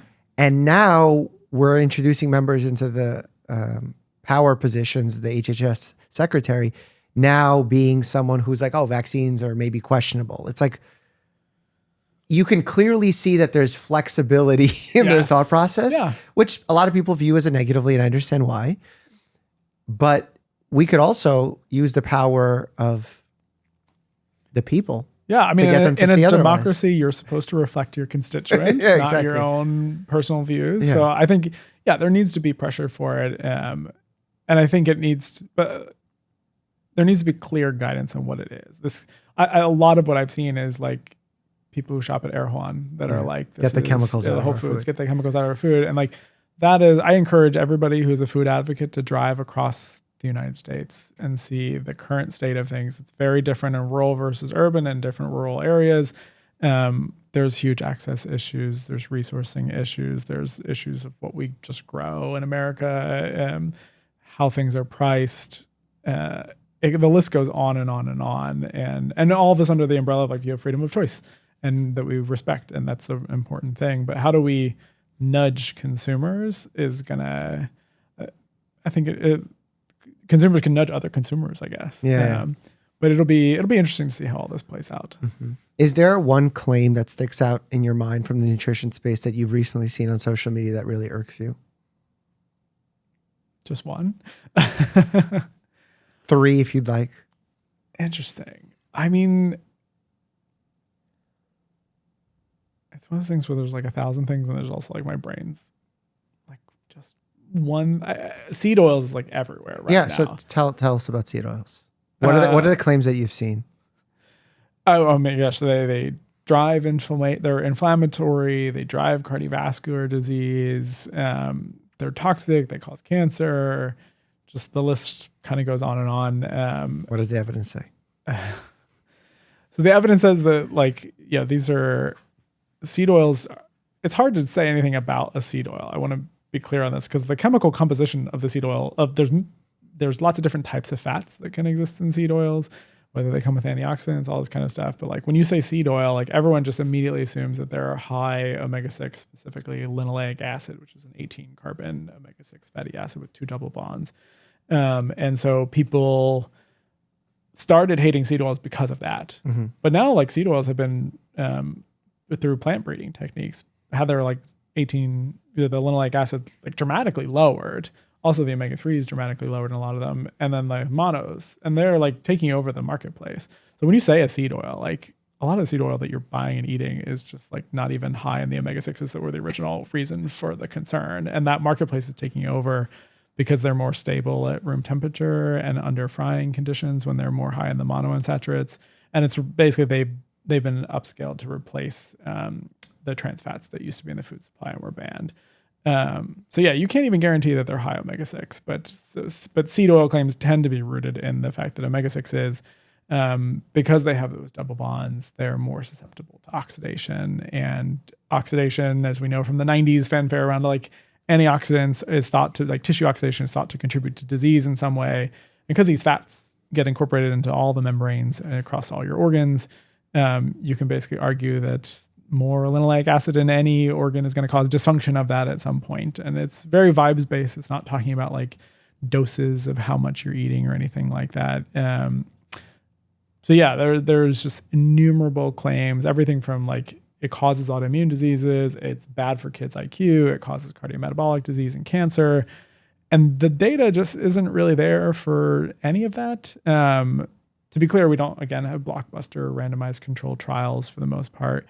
We have short-term studies where you replace the food oil. Sometimes it's high oleic, which is a monounsaturated fatty acid. Sometimes it's high saturates with these more high linoleic acid. Typically, we focus on oils that are high in omega-3s at the same time.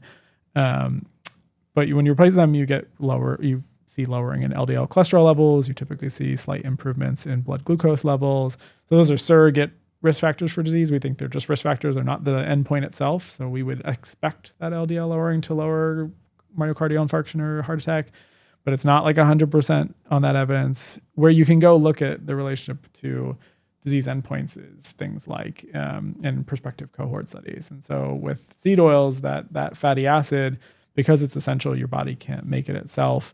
The level that's actually circulating in your cell membrane, so the red blood cell membrane is the biomarker that's used, is reasonably correlated with what your diet is. You can actually measure people's blood, and because the red blood cell has a longer half-life of like around 6 months or so, 3 to 6 months, you can measure that as sort of a marker of what somebody's usual diet and how much of this linoleic acid it contains in it. And overwhelmingly across like every prospective cohort study, higher levels in your red blood cell membranes, which are correlated with higher levels in your tissues, are like associated with good outcomes. I think there's like one off study that suggests maybe it's negative for bone, but it's a really tiny cohort. But like the large cohort studies looking at cardiometabolic diseases all show improvements in cardiovascular events and mortality. And so the self-reported dietary intake data says the same thing. So the 3 highest levels of evidence we get in nutrition all don't really point to seed oils being a huge concern for any risk factor that we think has meaningful prognostic capacity, so like causally related to disease, or in the actual disease endpoints in the more observational literature. And all of that evidence has its own slight flaws. But when you ask for people to come up with, well, what's this blockbuster evidence that it's like pro-inflammatory and things, you get typically mouse models that are fed high-fat diets that are obesogenic for the mice. They will get obese regardless of the fatty acid composition. Right. And that you use ones that are higher in polyunsaturated fatty acids, and they like do slightly worse on metabolic parameters there. And that is usually the blockbuster take-home evidence. And they completely ignore all the other evidence and they point out the flaws in it. Yes. And because mice are better than humans. And like they'll rightly point out, we don't have good biomarkers of like tissue oxidative stress and things, which is like true. That's the other one, the inflammatory biomarkers, which we have, this clinically, we have very non-specific inflammatory biomarkers like HSCRP and ESR, but you can measure like IL-6 and TNF alpha. And in the few studies that people have looked at this, they don't change in a negative way with seed oils. There's even a few trials that suggest that. I don't even know clinically. I mean, what are you checking those things for? Some rare immuno? This is all research clinical trials. I was about to say, I've never checked someone's TNF alpha or IL-6. It doesn't happen. I mean, now you can like measure IL-1 beta and things that I think canakinumab targets that. So like in research studies, you can start to tease this out a little bit more. But there's always the concern that the circulating inflammatory markers don't reflect what's happening at like a tissue level. If there is a tissue that's stressed by its high linoleic acid content, like it's hard to tell in a human. So even in the research models, it's not panning out in that way. No, in humans, it's really tough. But all the caveats are like, we're not feeding like super, super duper high levels of this. There was enthusiasm back in like the 1960s for feeding like up to like 20% of calories from these polyunsaturated fatty acids. Our like cap is typically at about 10% of calories now for this theoretical risk that like really like we don't have 25-year randomized controlled trials looking at like cancer in every single way that you can look at cancer as an outcome.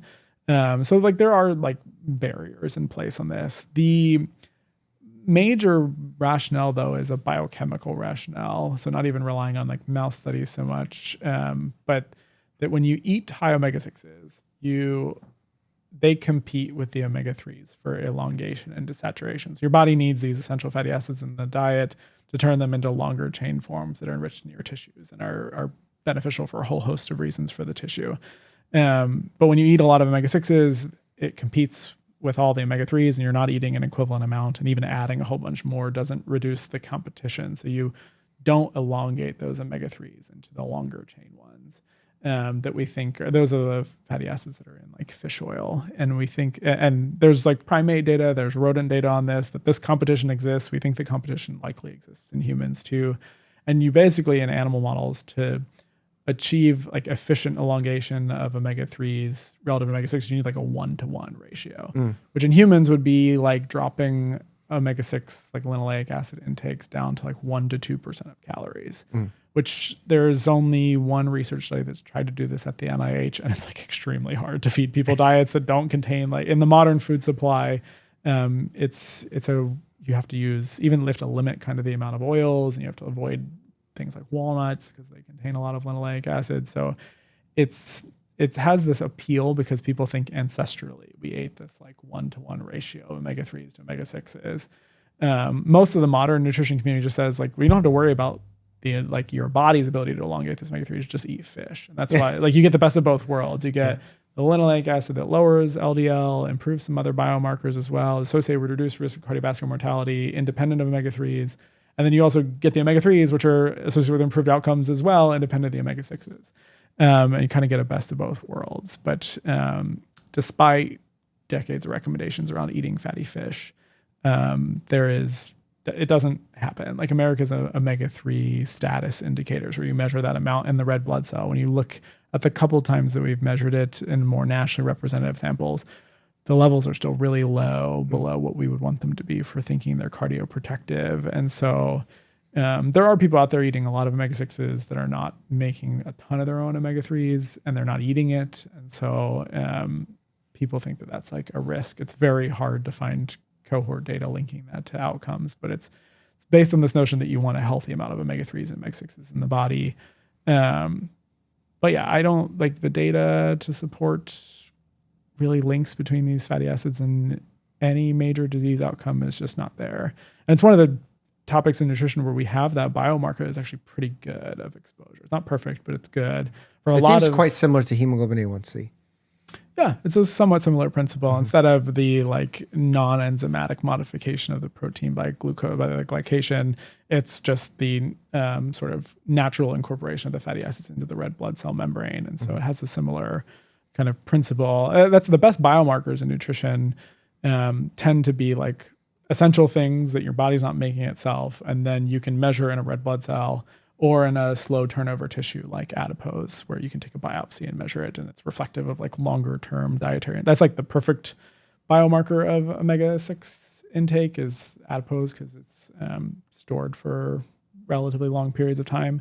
This gets back to our like you can buy all these like diagnostic tests online and micronutrient tests, but they're measuring it in plasma, and the half-life of nutrients in plasma is so short, like on the order of hours for many of them, but like it often reflects what you ate yesterday, like not what is actually you've been eating long term. And so you could order those tests, but it'll just tell you what you ate yesterday maybe, and how fast your tissues sucked it out of the plasma. Yeah, exactly. And then your body's ability to like keep a slow, steady, a supply for tissues that need it. And so, yeah, nutrition research is hard is kind of what it comes down to. I understand people who look at it and they go, this is all crap. I'm just like, there's so much uncertainty in each line of evidence that we should just eat how we think our grandparents ate, or everybody's got their romanticized time in history that they're going to eat at. But I think we have enough data that you typically look in, like when does the controlled trials measuring, surrogate risk factors, our epidemiology measuring disease endpoints, a little bit of animal model data, and our understanding of the pathophysiology of the disease, when they all align, and that's like our best case scenario, where it's like, which you see that in things like sodium and saturated fat, where it's like a good guardrail can come out of that. Yes, it's a decent guardrail. I'm not going to sit here and say we have like statin level evidence, but it's enough that like particularly for somebody who's at high risk of cardiovascular disease, like this is reasonable guidance that we want to look at. And for sodium, we actually do have some better randomized controlled trials back from like the 80s, the trials of hypertension prevention. It's actually the first nutrient that we have a chronic disease risk reduction, so a CDRR DRI value for. It's a new value. The National Academy's finally made a separate category for like a nutrient benchmark called the CDRR in 2019. Wow. So chronic disease nutrition started getting hot and controversial in like 1977, and it took until 2019 for us to get like a solid value from our DRIs. So it's a slow process, and why we need to like massively invest in nutrition research to increase the speed with which we do these things and take chronic disease nutrition seriously. Yeah. Well, I'm glad we figured out the healthiest diet today. I think that was very valuable. Yes. That quick soundbite that I gave you that you can all go follow up on. Yes. No, this is why I like long form stuff, because you really have to like dive into the weeds. But if anything, I hope that people walk away like with the ability to rebuff like overhyped, oversold cure-all things that you're going to interface with on every single app and that you're interacting with on a daily basis. Yeah, I hope they see how much care you put into answering each question and the amount of hedging and nuance you have to present to everything you say, because you're trying to actually give an accurate picture as opposed to selling them a potion. And I hope that when they see a commercial of Huberman on TikTok with AG1 that I'm getting flooded with right now, of him saying like, this is the way to accomplish good. Like, it's not like those things are being sold to you, and they're a distraction from things you could actually invest in your life that would give better outcomes. And I know some of those things are hard: exercising, sleeping well, focusing on your mental health. Like in my eyes as a primary care physician, if everyone in America had $200 to spend a month on some green potion or to see a therapist once a month, like see a therapist once a month all day long is the right medical answer, almost irrespective of your medical or mental health condition. Right. Because that will go in the long run to actually giving you something meaningful. And we got a new randomized controlled trial today. We have AG1 versus once a month therapy. Oh yeah. See how that's going to play well with our audience. I know. Goodness. Won't say any more about that because you're already at a high risk of getting sued. Yeah, exactly. We'll just have to mute every time we say AG1. So no, but seriously, thank you for taking the amount of care that you do and actually spending the time to put in the research. I think your line of work is greatly underappreciated.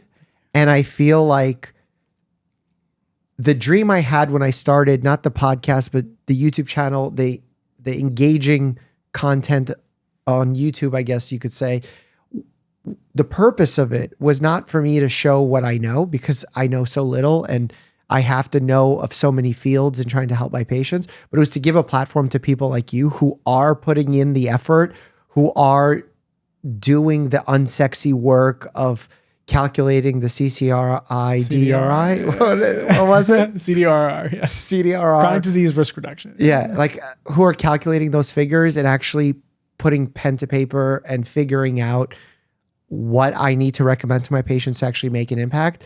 Because a lot of the people on these podcasts that get interviewed are not doing that. They're distracting people from that work.